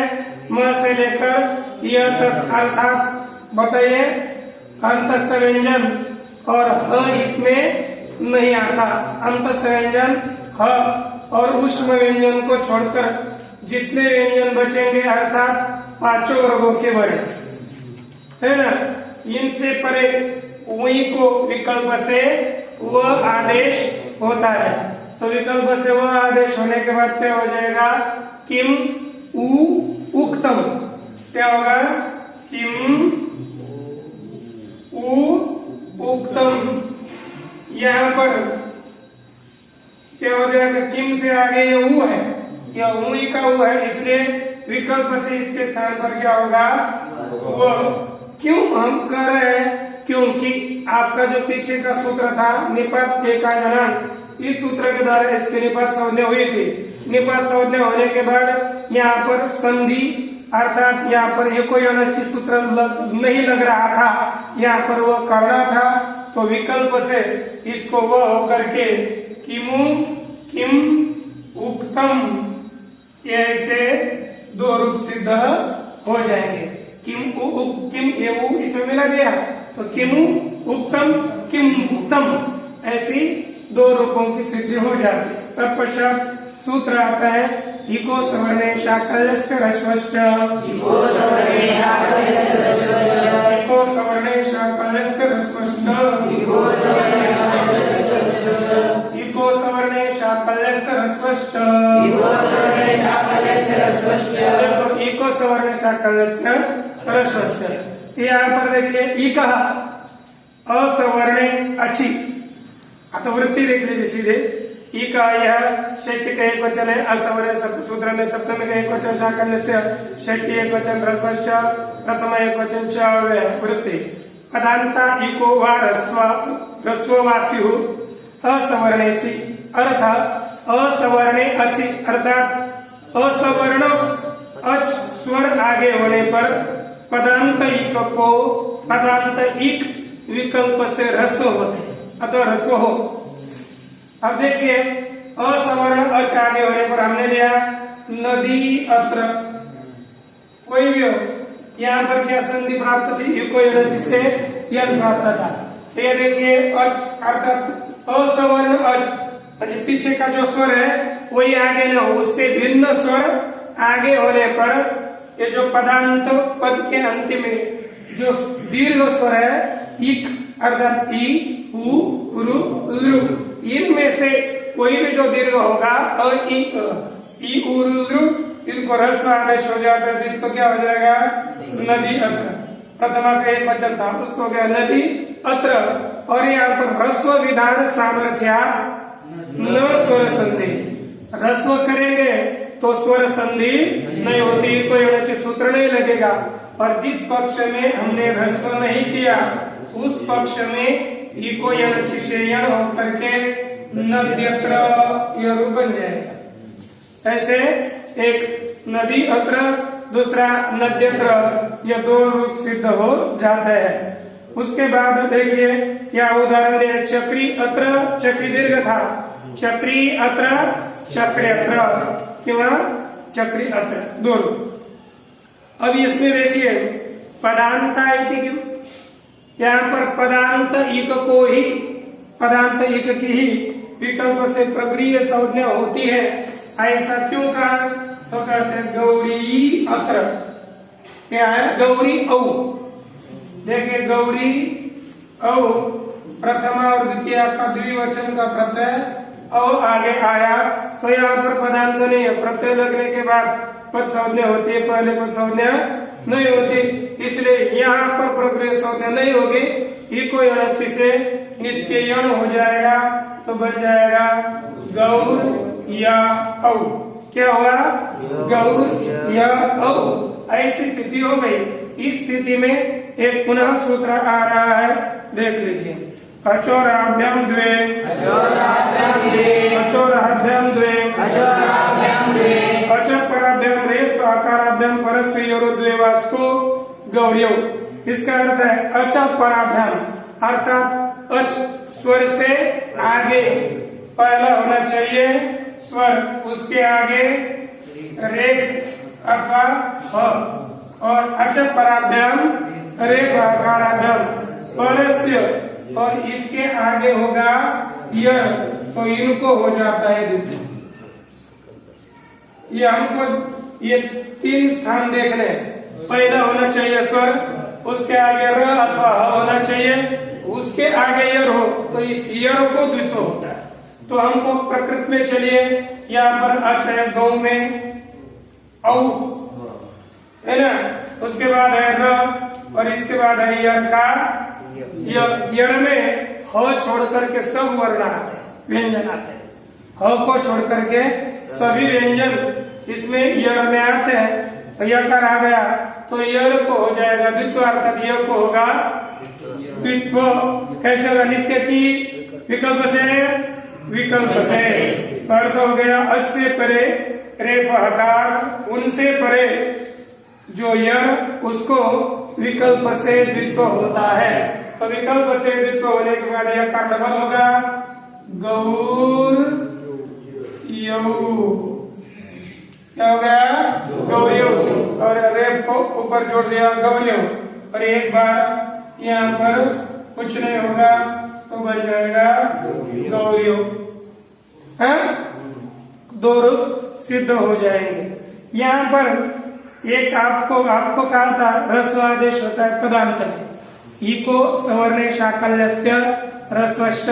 इस सूत्र के द्वारा पदांत इक विकल्प से रस्व होते हैं, असवर्ण अच आगे होने पर। ये जो कहा था वह वाक्यों में ही इसका प्रयोग करना है। यदि समास में एक आधा शब्द होगा तो समास में ऐसा रस्व नहीं करना, नहीं तो समस्या हो जाएगी। जैसे एक वाक्य दिया, वाप्याम अश्व, वाप्याम अश्व, यहाँ पर सप्तमी तत्पुरुष समास किया गया है।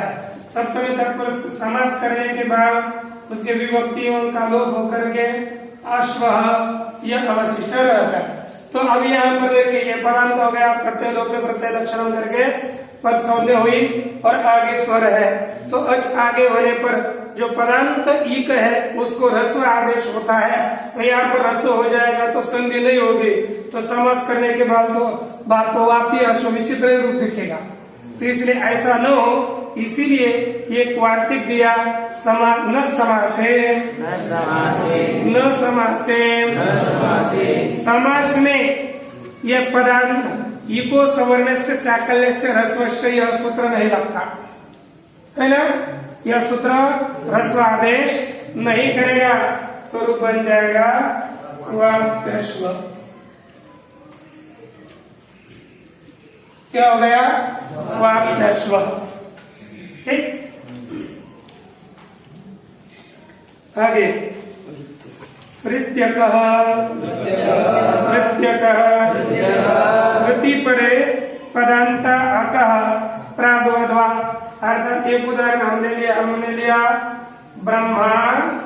ऋषि ब्रह्मा ऋषि।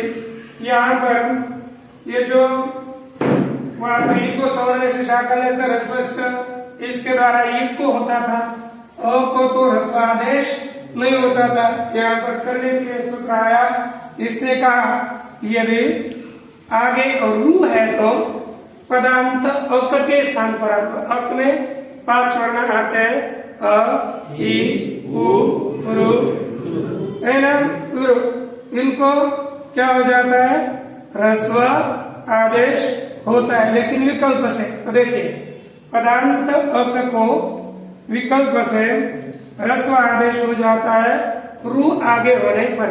यहाँ पर रू आगे है इसलिए पदांत अक हो गया।